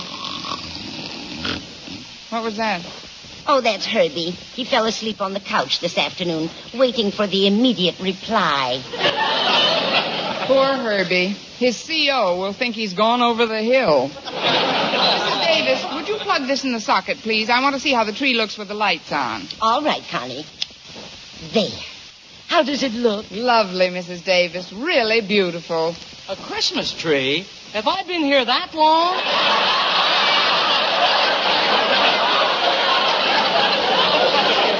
No, Herbie. It's still Saturday. Never mind the day. What's the month? It's July. You fell asleep on the couch. You've only been here 12 hours. 12 hours? Have you got the immediate reply yet? What's your rush? Oh, excuse me.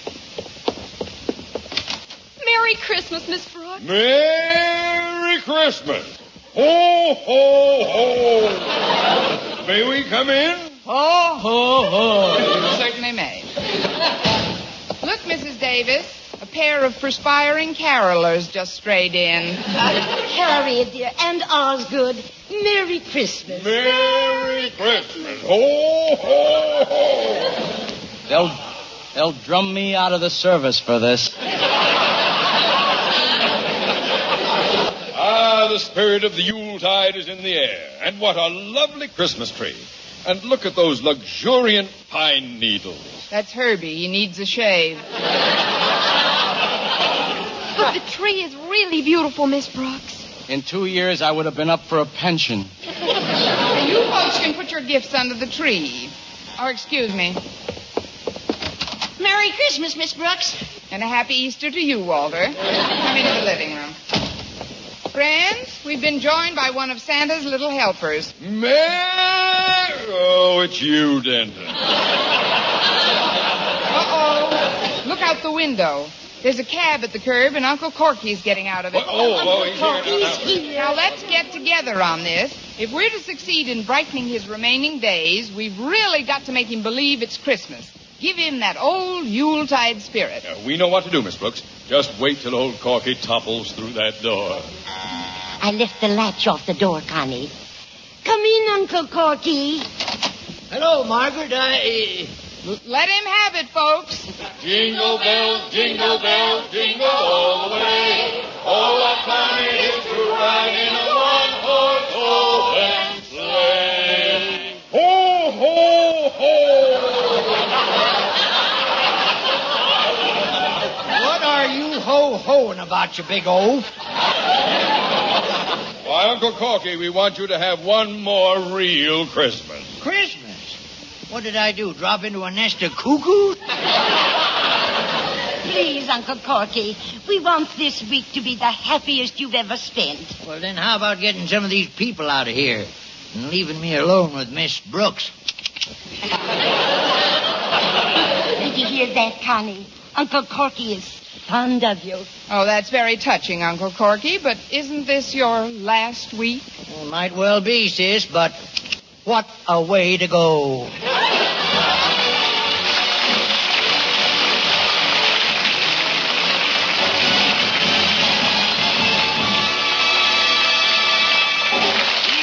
As our Miss Brooks returns in just a moment, but first... Dream girl, beautiful luster cream girl. Tonight, yes, tonight, show him how much lovelier your hair can look after a Luster Cream shampoo. Luster Cream, world's finest shampoo. No other shampoo in the world gives you Kay Daumit's magic blend of secret ingredients plus gentle aniline. Not a soap, not a liquid, Luster Cream shampoo leaves hair 3 ways lovelier. Fragrantly clean, free of loose dandruff, glistening with sheen, soft, manageable. Even in hardest water, Luster Cream lathers instantly. No special rinse needed after a Luster Cream shampoo. So gentle, Luster Cream is wonderful even for children's hair. Tonight, yes, tonight, try Luster Cream shampoo. Dream girl, beautiful luster cream girl. You owe your crowning glory to a Luster Cream Shampoo.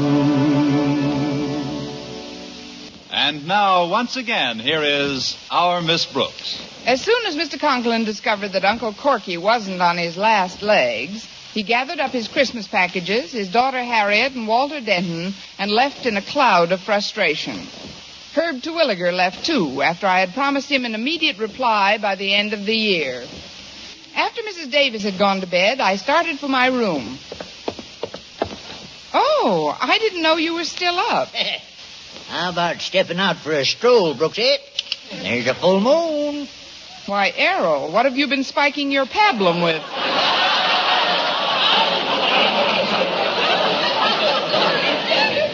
Frankly, Uncle Corky, I'm afraid you're a few minutes too old for me. Too old? Why, don't you know that the longer a man lives, the more he knows about romance? I may be 87, but I really got the know-how. You may have the know-how, but believe me, you'll still find it tough to get the who with.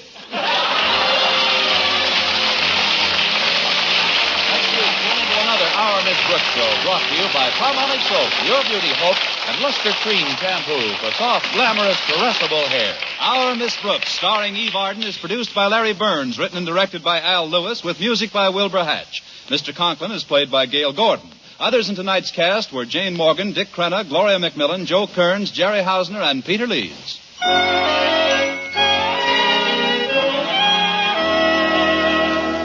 Here's a money-saving offer, men. A giant tube and a large tube of Palmolive brushless shaving cream for 49 cents. Yes, a 70-cent value for only 49 cents.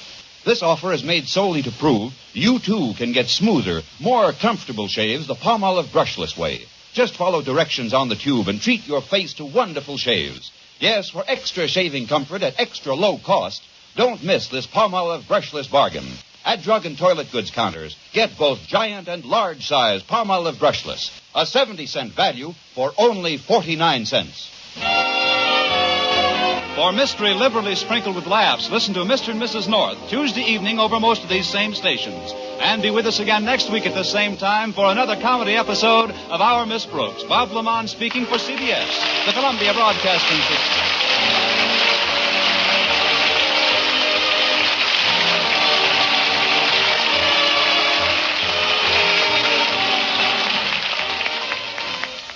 From 75 years ago, July 10th, 1945, Our Miss Brooks, starring E. Barton. Visit our webpage at classicradio.stream. Stream our shows, learn about building a classic radio collection of your own, follow our social media links, and if you're so inclined, you can buy me a coffee. That helps to support this podcast.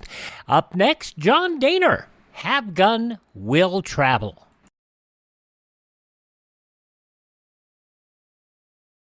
This is basic civil defense information from the Department of Defense, Office of Civil Defense, Washington. Especially in time of emergency, think before you act and follow instructions by responsible authorities. You may receive warning of an attack by outdoor warning systems or by radio or television or even by word of mouth. Unless local officials have instructed you otherwise, go immediately to a public fallout shelter or to your home fallout shelter. Then tune your radio to any local station that is broadcasting and listen for official information. Follow whatever instructions are given. Don't use the telephone to obtain further information and advice about the emergency. Depend on radio, as the government will be broadcasting all the information it has available. The telephone lines will be needed for official calls. Help keep them open. Let me repeat, in time of emergency, for official government information and civil defense instructions, tune your radio to any local station that is broadcasting. Now we head to San Francisco, California on this classic radio theater with Wyatt Cox Wednesday edition and an episode of Have Gun, Will Travel starring John Dehner. This television to radio program was originally broadcast 64 years ago, July 10th, 1960, 5 days to Yuma.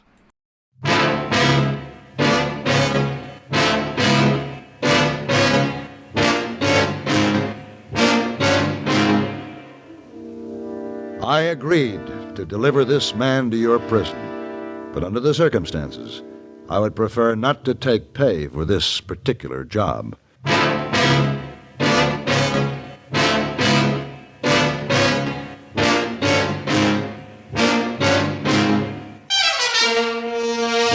have gun, will travel. Starring Mr. John Dehner as Paladin. San Francisco, 1875. The Carlton Hotel, headquarters of the man called Paladin.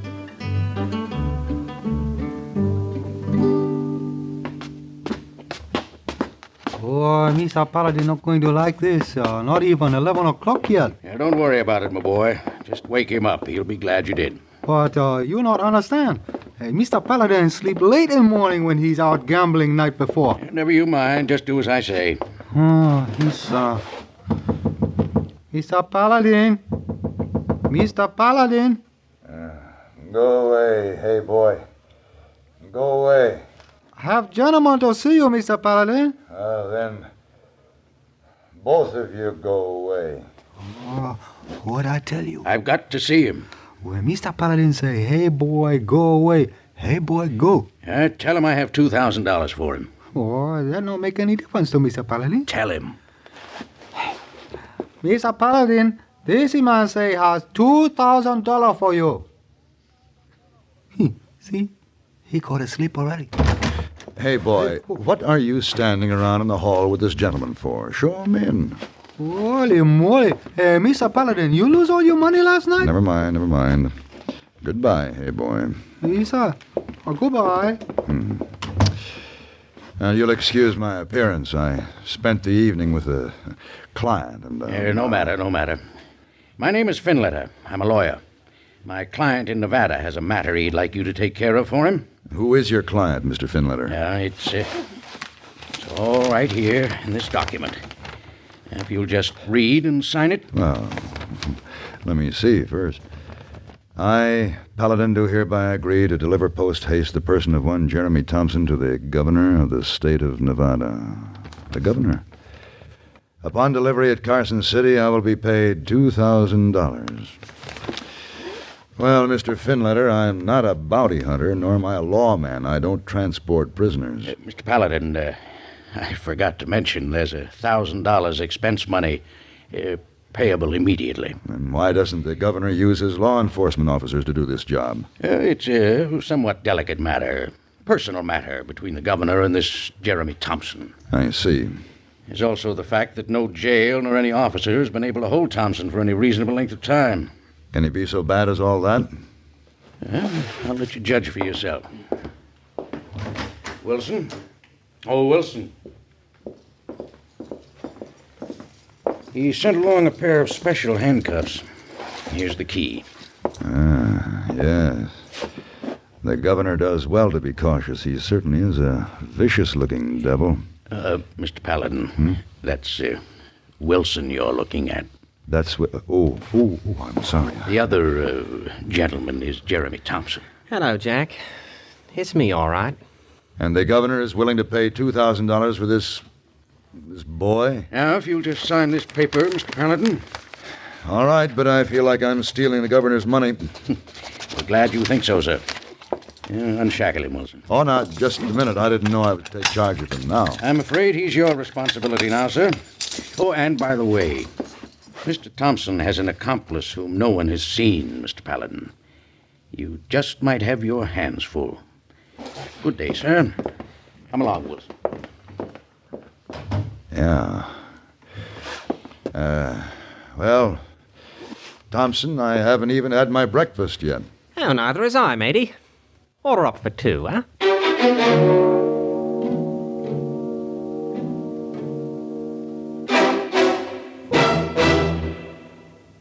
Constipation is something people don't talk much about, but it can be a problem for anyone, even doctors.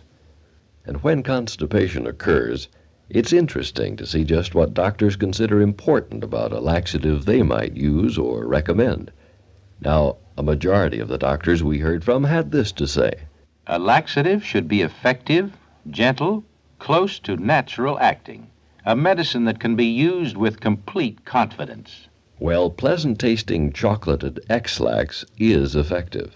Overnight, it helps you toward your normal regularity. X-Lax is so gentle, so close to natural acting, There's no upset. That's why many doctors and millions of people use X-Lax with complete confidence. X-Lax, the laxative that helps you toward your normal regularity gently, overnight.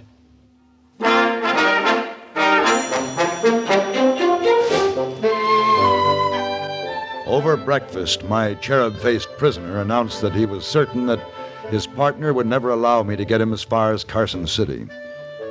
We took the inland stage, and by the time we reached Elk Grove, some 40 miles from San Francisco, the passengers had dwindled down to 2 people besides Thompson and myself. One was a very old woman with a staring eye that was hard to ignore. The other was a portly whiskey drummer whose red face marked him as his own best customer. Say, lady, ain't I seen you somewhere before? Disgusting is what I call it. Handcuffing his own son. I said, ain't I seen you somewhere? San Francisco or somewhere? When I was a girl, my father shot a man used to handcuff his son. The old gouger thinks I'm your son, Paladin. She must be blind as well as deaf. I could swear I know that lady from somewhere. Oh, officer, my name is Pierpoint. What's yours? Paladin. Where are you taking your prisoner to, Mr. Paladin? Boy is handsomer than you are. He's a prisoner, ma'am. Not my son. Thought so. Has your eyes. Close set like. Buy yourself out of that one, matey. Mother must have been fair. Gave him the looks. Sorry I set the old girl off, Mr. Paladin. Usually don't talk to ladies on these trips. Get them started, you can't shut them up. It's all right. Sure thought I'd seen her face somewhere, though. I go all the way to Oh, dinner. there she goes again. Lillian will be there to meet me. Lillian's my daughter. Oh there. What now? How's that? What'd you say? Anyone catch that? Driver, what are we stopping there for? I just ain't nowhere at all. I don't know. Does anybody know why we're stopping? Driver, what's the matter? I got bad news, folks. Have a horse that's running lame. We'll have to stop and rest him. What's he saying? A lame horse, ma'am. I knew it. I wanted Lillian to marry a blacksmith once, but do you suppose she'd listen to me? Whoa. Oh, it's hotter than the hinges of Hades, driver. Tried to get as close to that tree as I could. Now, you folks can all sit there until we're ready to go again. These dang things never break down in town. Aren't you going to help a lady down? Lady, I didn't bring you. Get yourself down. I'll give you a hand, ma'am. Now, how do you know I didn't buy off the driver, Paladin? Maybe my partner's to meet us here. Out you go, Thompson. All right, matey. Don't get your dander up. Never get to Nevada this way. Oh, Lillian's probably worried to death about me. We'll sit here, Thompson. Here, old girl, take a swig of this. Things won't look so bad. That's mighty kind of you. But You'd be apt to regret it, Mum, in this heat. Oh, let her drink it, let her drink it. Maybe she'll fall asleep the rest of the trip. Well, it's only fair to warn her. Son, you ain't rid these stagecoaches with as many windbags as I have. Whiskey usually shuts them up good and proper. Farmer, there she goes again. Want to snort of this, Paladin? No, thanks, Mr. Pierpoint. How about you, sonny boy? Your tongue must be about to dry up and fly away. No thanks, mate. My old mother told me not to touch the stuff. Lillian had a strong mind for a long time. She came home with a buffalo hunter one time.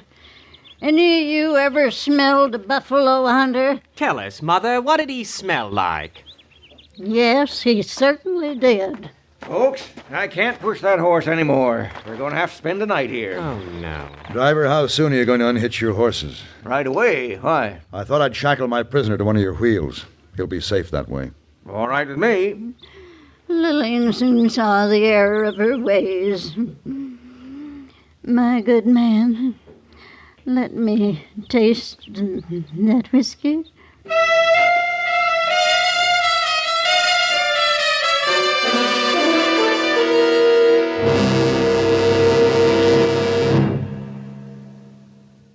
So long! Have a nice trip. Don't forget to phone. Wherever you go this summer, keep in touch with home by long distance.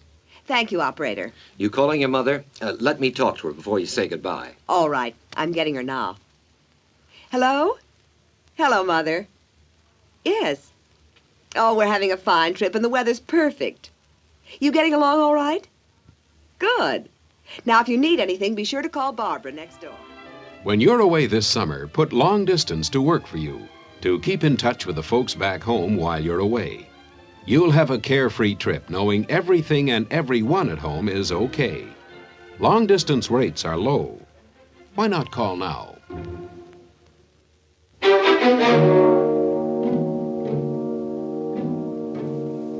I watched the old lady tip the bottle to her lips.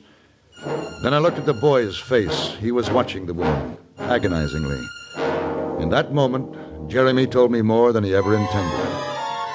I fastened him to the stagecoach wheel, the handcuff passing over the iron band so there was no chance of his getting away.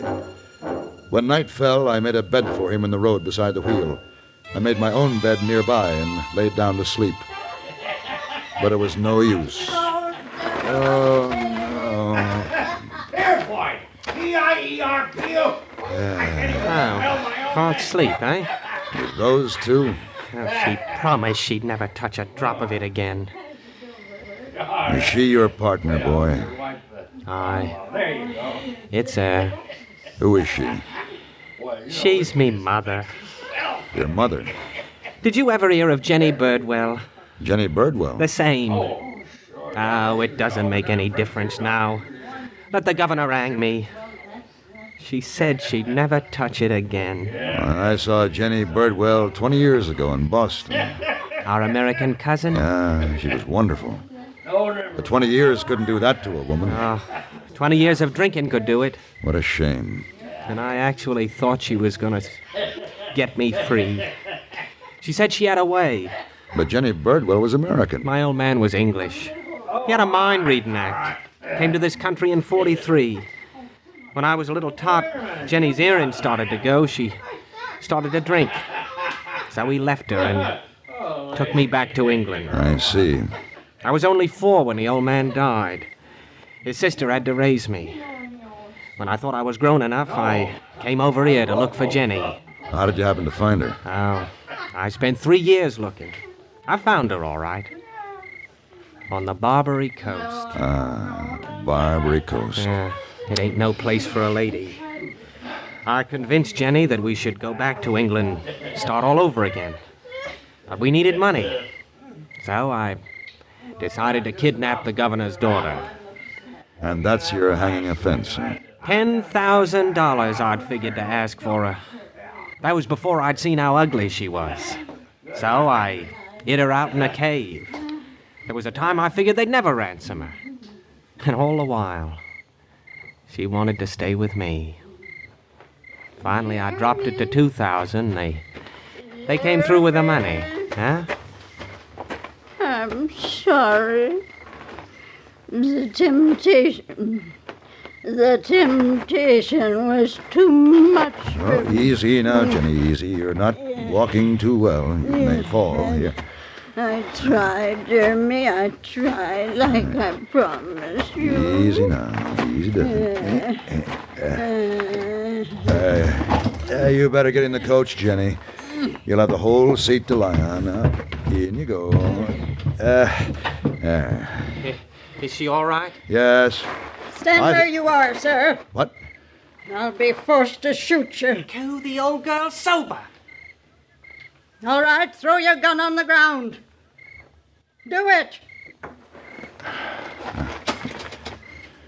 Now I'll have the key to the handcuffs. Jenny, I thought you was drunk. The key, Mr. Paladin. Oh. Yes, ma'am. Oh, Jenny, girl, you're still the greatest actress in the world.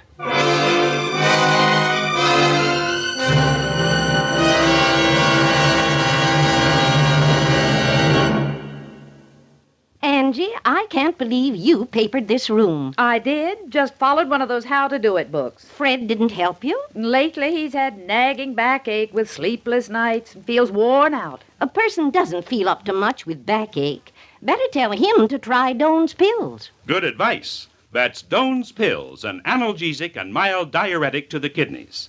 Nagging backache, also headache, dizziness, and muscular aches and pains may come on with overexertion, emotional upsets, or everyday stress and strain.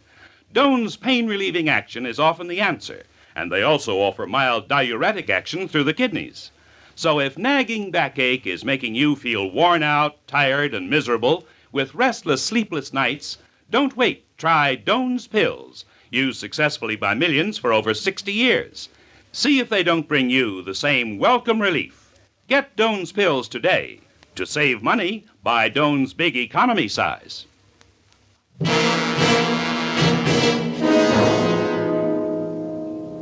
Jenny Birdwell stood like a fragile old bird, clutching the gun in her quivering hand. Her face mirrored great pride as she told her son she had only pretended to swallow the liquor. While she held the whiskey drummer and the driver at gunpoint, Jeremy handcuffed me to the wheel. Then he rounded up the 2 best horses and they rode off. The drummer found a pistol in his bag and shot the handcuffs free. I mounted a horse and rode in the direction they had gone. By morning, their trail led towards an abandoned mountain shack. The 2 horses stood outside. As I rode up, Jeremy and his mother ran out. The old lady mounted her horse like the devil was after her. "Hey, Jenny! Wait! You might get hurt! Wait, Jenny!" Well. Hello, Jack. Looks like you and me again. Get your hands up, Jeremy. All right. But I ain't armed. Why didn't you run with her? This way at least Jenny goes free. Look at her. There's a lot of bounce in the old girl yet, huh? It certainly is. Well, where to now, Paladin? Back to the stagecoach, then to Carson City. You won't have to force me anymore. I'm tired of running. Somehow I believe you, Jeremy.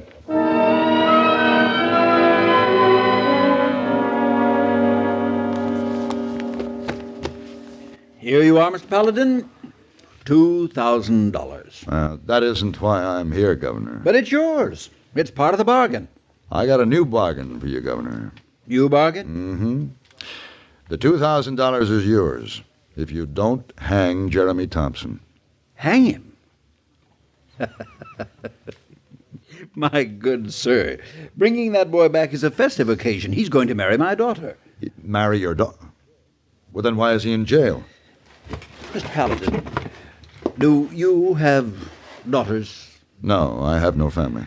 Then this may be rather hard for you to understand. You see, Brunhilde is the eldest of 3 daughters. The other 2 are married. Brunhilde is not, and she's almost 37. She and this Thompson boy spent some time together, and, well, Brunhilde is in love with Thompson. So that's why he was worth so much to you. Well, you can see the money is well spent, Mr. Paladin. Take it. You've earned it. No, I can't, Governor. I brought this man in because I had contracted to do so, but, well, there were certain circumstances which made me prefer not to bring the boy in. Do you understand? Not quite.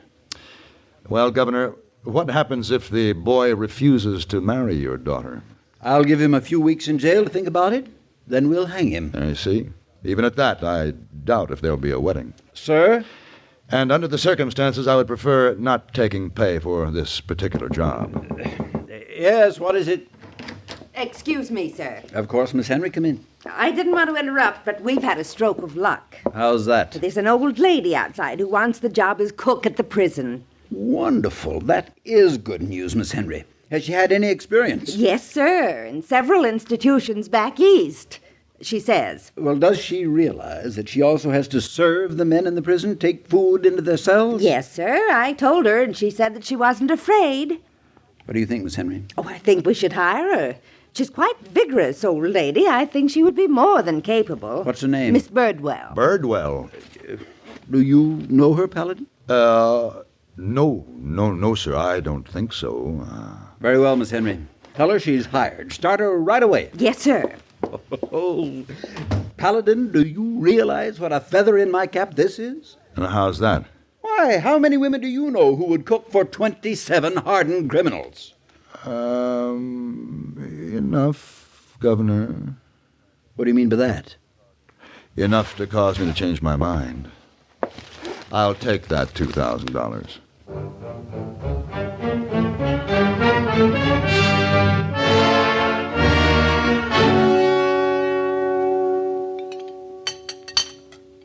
Miss Wong. Pardon me. Oh, Miss Wong. Hmm? Oh, I say, Mr. Paladin. What do you want? That paper you're reading is mine, is it not? Oh, yes, but Mr. Wong read about Tong War. Terrible thing. And Hey Boy. What about Hey Boy? Oh, his name in paper, too. See? I don't understand why Hey Boy doesn't stay out of these affairs. Oh, Hey Boy, important man in Tong, has to fight. Well, one of these days, Hey Boy is going to... Hey, what's this? What's this? Carson City prison break. Oh, listen to this, Miss Wong. Last Monday at Carson City, Nevada, 27 desperate criminals made good their escape from the state prison. According to Governor Orson J. Bjorstad, they took with them as hostage an old woman who had recently been hired as a cook. Just as I expected. Mr. Paladin, what you start to say about Hey Boy? Just that one of these days, if Hey Boy doesn't stay out of these Tong wars, he's going to end up in jail. Isa, maybe you better talk to him, Mr. Paladin. Well, if you think it'd do any good. And when you go downstairs, tell Hey Boy to come up. That I want to talk to him. Oh, Isa, thank you, Mr. Paladin.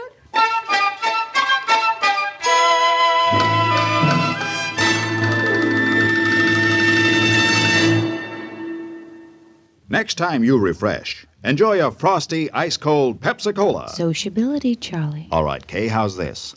Pepsi is light, refreshes without filling. You like to refresh? Have a Pepsi right now. Well, offer it to everybody, Charlie. I will. Enjoy Pepsi at the fountain.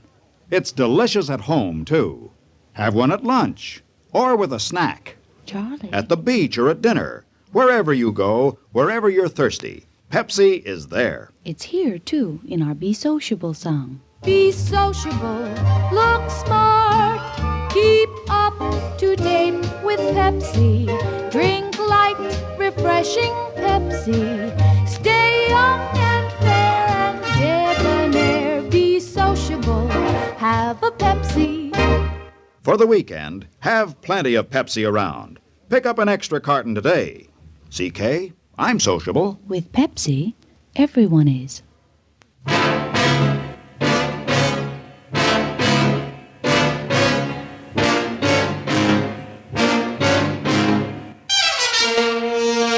Have Gun Will Travel. Created by Herb Meadow and Sam Rolfe, is produced and directed in Hollywood by Frank Paris and stars John Dehner as Paladin, with Ben Wright as Hey Boy and Virginia Gregg as Miss Wong. Tonight's story was specially written for Have Gun Will Travel by Tom Hanley. Featured in the cast were William Redfield, Joseph Kearns, Parley Bear, Jack Moyles, Tim Graham, and Peggy Weber.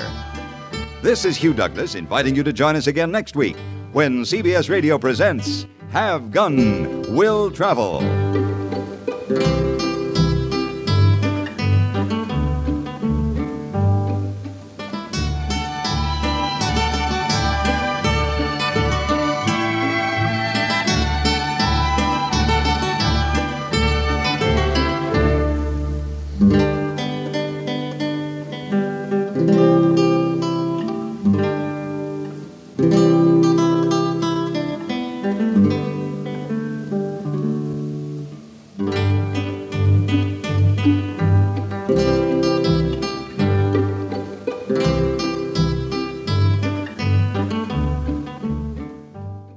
"64 years ago, July 10th, 1960, Have Gun Will Travel on Classic Radio Theater with Wyatt Cox. Up next, Lum and Abner.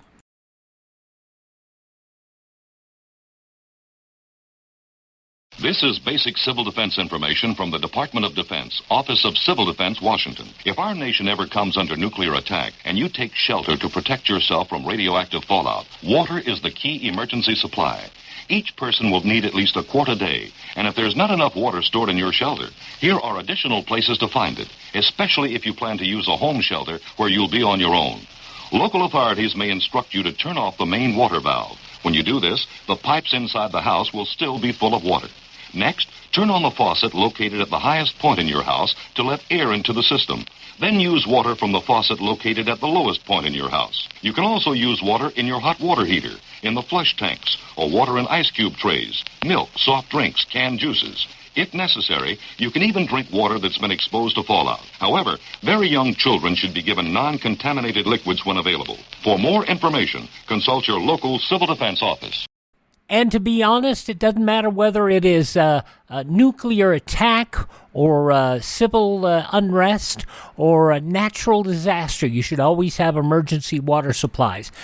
Check out civildefensemuseum.com and many other locations for information about that. Now, let us head to Pine Ridge, Arkansas, 80 years ago, July 10th, 1944, and see what's going on at the Jot 'em Down store, where Lum and Abner are hanging out.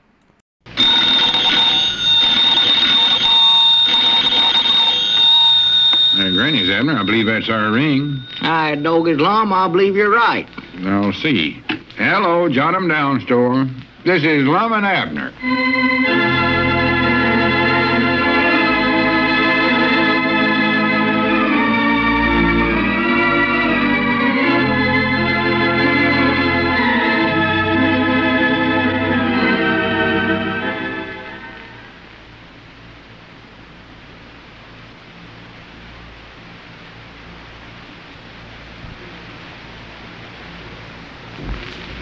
And now, let's see what's going on down in Pine Ridge.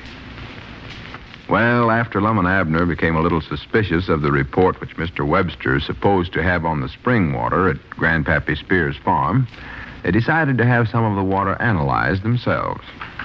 As we look in on the little community today, we find Abner in the Jot 'em Down store library talking to Cedric Wehunt. Listen. You want to buy a necktie? Law me, where are you going, Cedric? Well, I'm going to a dance, I think. Well, I figured it must be something fancy as long as you're getting all decked out this way. Well, let's see, Cedric. We got some nice red ties. Or maybe you'd rather have a yeller one, no. No, Mom, this is a high-class dance I'm going to, so I want one of them black bow ties. Black bow ties? Yes, Mom. One of them kind made out of leather or oilcloth or something. Kind of shiny. Oh. Hold them on with a sort of a rubber band. Yeah, I know the kind, Cedric, but we just sold the last one we had to Howard Polk. He started working in the filling station. He had to have one, you know. Doggone it anyway. Maybe you can borrow Howard's from him, Cedric. No, Mom, he's going to the dance, too, so he'll wear it himself, I reckon. Oh, well, let's see. He's a fancy dresser, too. Yeah. We might take some black shoe polish and sort of just paint a bow tie right there on your shirt collar, Cedric. Yeah. Well, no, only trouble is, though, I get pretty hard at that dance, and I like to take my tie off then. Oh. Couldn't do it if it was painted on. It'd smother to death. Yeah, that's right. Then if it got too tight, I couldn't take it off neither. No. I wish Lum was here. He might know somebody's got a black bow tie. Ain't Mr. Lum here? No, he went in the county seat to draw some money out of our double-jointed saving accounts in there. Oh, we're going to invest it in Mr. Webster's health resort idea, huh? Well, maybe. We ain't doing nothing, though, till we get that report from Emory. From Emory? Uh-oh, I weren't supposed to tell about that, Cedric. Emory Beckley, you mean? Yeah. See, he knows a lot about chemistries, and he's annualizing some of that spring water off of Grandpappy Spears' farm. Yeah, but Emory's left town, though. He went to Little Rock to report himself into the Navy. Yeah, but he taken a sample of the spring water with him. There's a chemicals outfit there in Little Rock where he can do the annualizing, then he'll mail us back a report. Oh, I thought Mr. Webster done had that stuff annualized. Well, he did, but we want to do it ourselves just to make sure about everything, Cedric. But now, don't you go telling this to nobody. No, Mama, I won't. Cross my heart. Yeah, whereabouts is this dance you're going to? Oh, out at Elderberry Grove. Oh. The senior unit of the Girls Woodcraft and Leather Tooling Club's giving it. Well, that's nice. Oh, all the younger set's going. It's going to be some affair. Well. Winifred Radfield was elected Woodcraft Queen for it. Winifred Redfield? Yeah, she was. Why, surely, Cedric, they never elected a homely girl like her for the queen, not with all them teeth she's got there. Well, she got elected 'cause she done extra good in woodcraft. Oh? Oh, she's a whittler.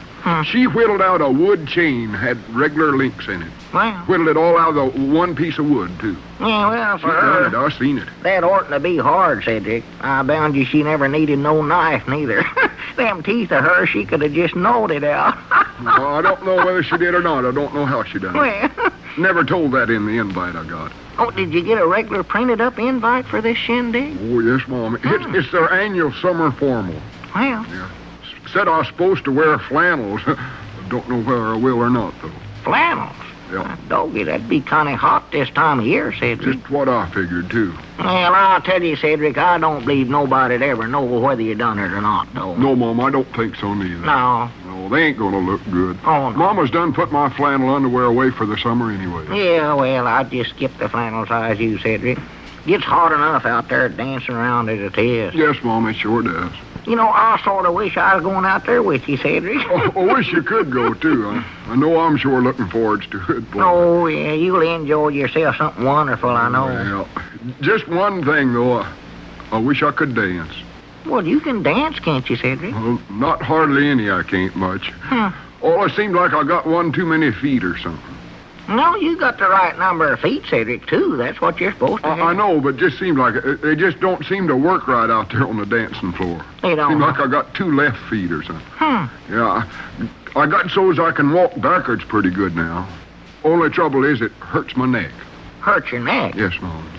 See, I got to twist my head around and see where I'm going, don't I? Oh, yeah, I reckon so. Especially a boy your size. Might hurt somebody if you bumped into him. Yes, Ma. What stumps me the most is when I'm getting headed for a wall. I never can figure out how to turn. Well, that ain't hard, Cedric. You just turn, that's all. Well, could you learn me how to do it, Mr. Abner? I don't know, Cedric. I don't know a whole lot about dancing myself. I think it just comes sort of natural to me. About all I know is that you just take hold of your partner's hand and then count 1, 2, 3 and start pumping the arm up and down. I can do that. Kick your feet around, jump around, sort of try to stay with the music if you can. That's just about all there is to it. Yes, Mom, but exactly how you do it, that's what I want to know. Well, no, I don't know how to start telling you, Cedric. Wait a minute, I know what we can do. What's that, Mr. We got a book right here in the library that tells you how to dance. I've heard Grandpappy Spears reading out of it. Let me find that thing, Cedric. That'll help. Well, I don't think I'll have much time to read while I'm dancing. I'll be too busy trying to dance. Yeah, well, this will learn you how before you go to the dance, Cedric. Here it is, right here. It says, ballroom dancing self-taught. I don't know where I can learn out of a book or not. Oh, sure you can. I'll help you. Let's see here now. Here's a mazurka and the turkey trot.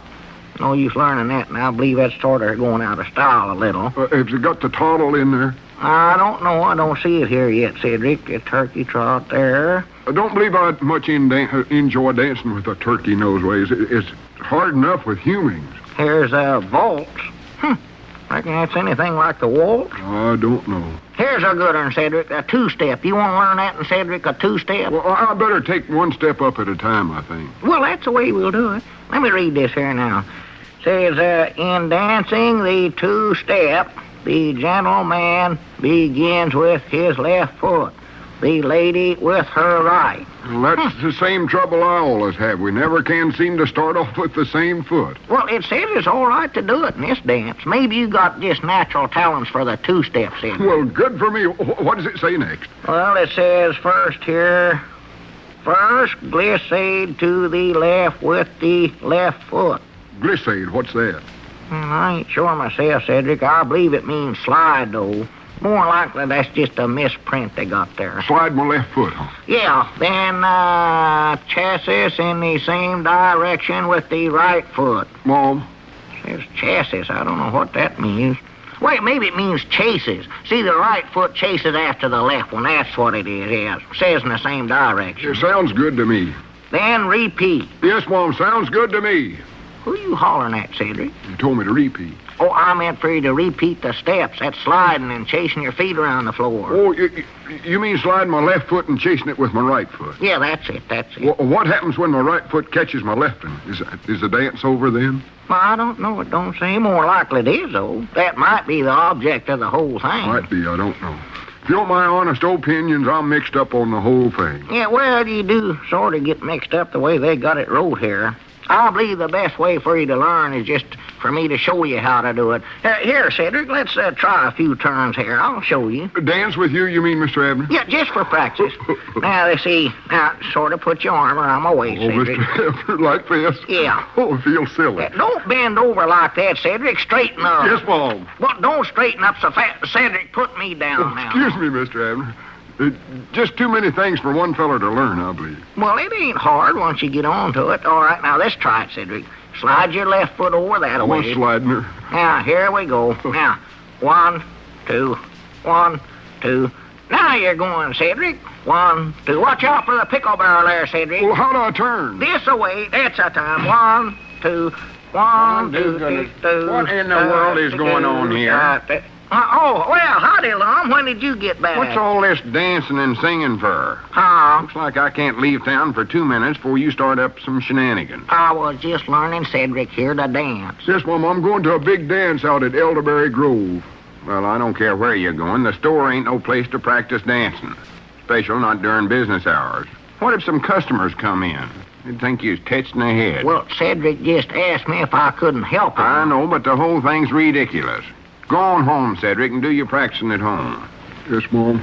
I think I sort of got the hang of it anyway. Yeah, well, I hope I helped you some, Cedric. I hope you have a good time at the dance. Much obliged, Mr. Abner, for helping me. I'll see you later. Yeah, all right. So long. Very odd is 2 growed men waltzing around the pickle barrel. We was two-stepping. Well, any mail coming from you while I was gone? Yeah, I believe there's a letter come in. It's laying over on the counter, I believe, Lum. Where at? Right over there on the counter. Oh, yeah. Never said who it was from. Must have been mail right here in town, though. Well, I do know. It's from the Girls Woodcraft and Leather Tooling Club. Well, that's the outfit that's giving the dance out there at Elderberry Grove. Yeah, it says here they want me to come out and be a chaperone. Me and Miss Milbank. For the land sakes. Maybe you can ride out with Cedric. Grannies, I ain't been to a dance in a long time. No. Wonder if I can still trip the Fantastics. Sort of rusty, I'm feared. Yeah, you more likely are. Say, Abner, what was that step you and Cedric was doing? I think it was sort of 2 steps, what I believe it was. How does that go, anyways? Well, you just sort of slide your left foot over to the left and... Wait a minute, I believe I can show you better than I can tell you, though. Yeah. Here, just sort of put your arm around my waist here. Now, that's it. Now, let's go. Ready? 1, 2, 1, 2. Doing good, ain't it? Yeah. Yeah, howdy. Yeah, come in, Grandpap. Be down here in just a minute. Well, for garden seed. That does it. Now I'll show everything. May I have the next dance, Miss Edwards?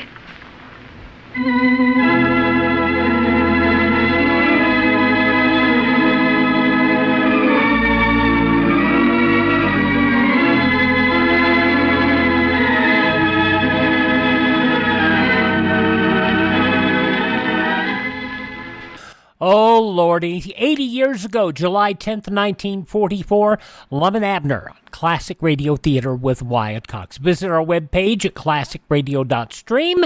And, of course, tomorrow we'll have the Chase and Sanborn Hour, the Mercury Theater of the Air, and Superman. And after that, we will have This Is Your FBI on our Friday program. This Is Your FBI, The Adventures of Philip Marlowe, Dragnet, and Gangbusters. And then on Saturday, Barry Craig, Confidential Investigator, Nick Carter, Master Detective, and a pair of yours truly, Johnny Dollar, will go back to 1950 for an episode starring Edmund O'Brien as the Master Detective, the man with the action-packed expense account, and then we'll go 8 years later to a late episode starring Bob Bailey as Johnny Dollar. Then we'll wrap everything up on Sunday with the Stan Freberg Show, the first episode of that short series, along with Dean Martin and Jerry Lewis, My Friend Irma, and we'll check in with Claudia, Lum and Abner, and Superman. That'll all be coming up on Sunday. So that's what's ahead of us for the next 5 days. Thanks for being with us here. ClassicRadio.stream is the webpage. I'm Wyatt Cox. Thank you for tuning in to Classic Radio Theater.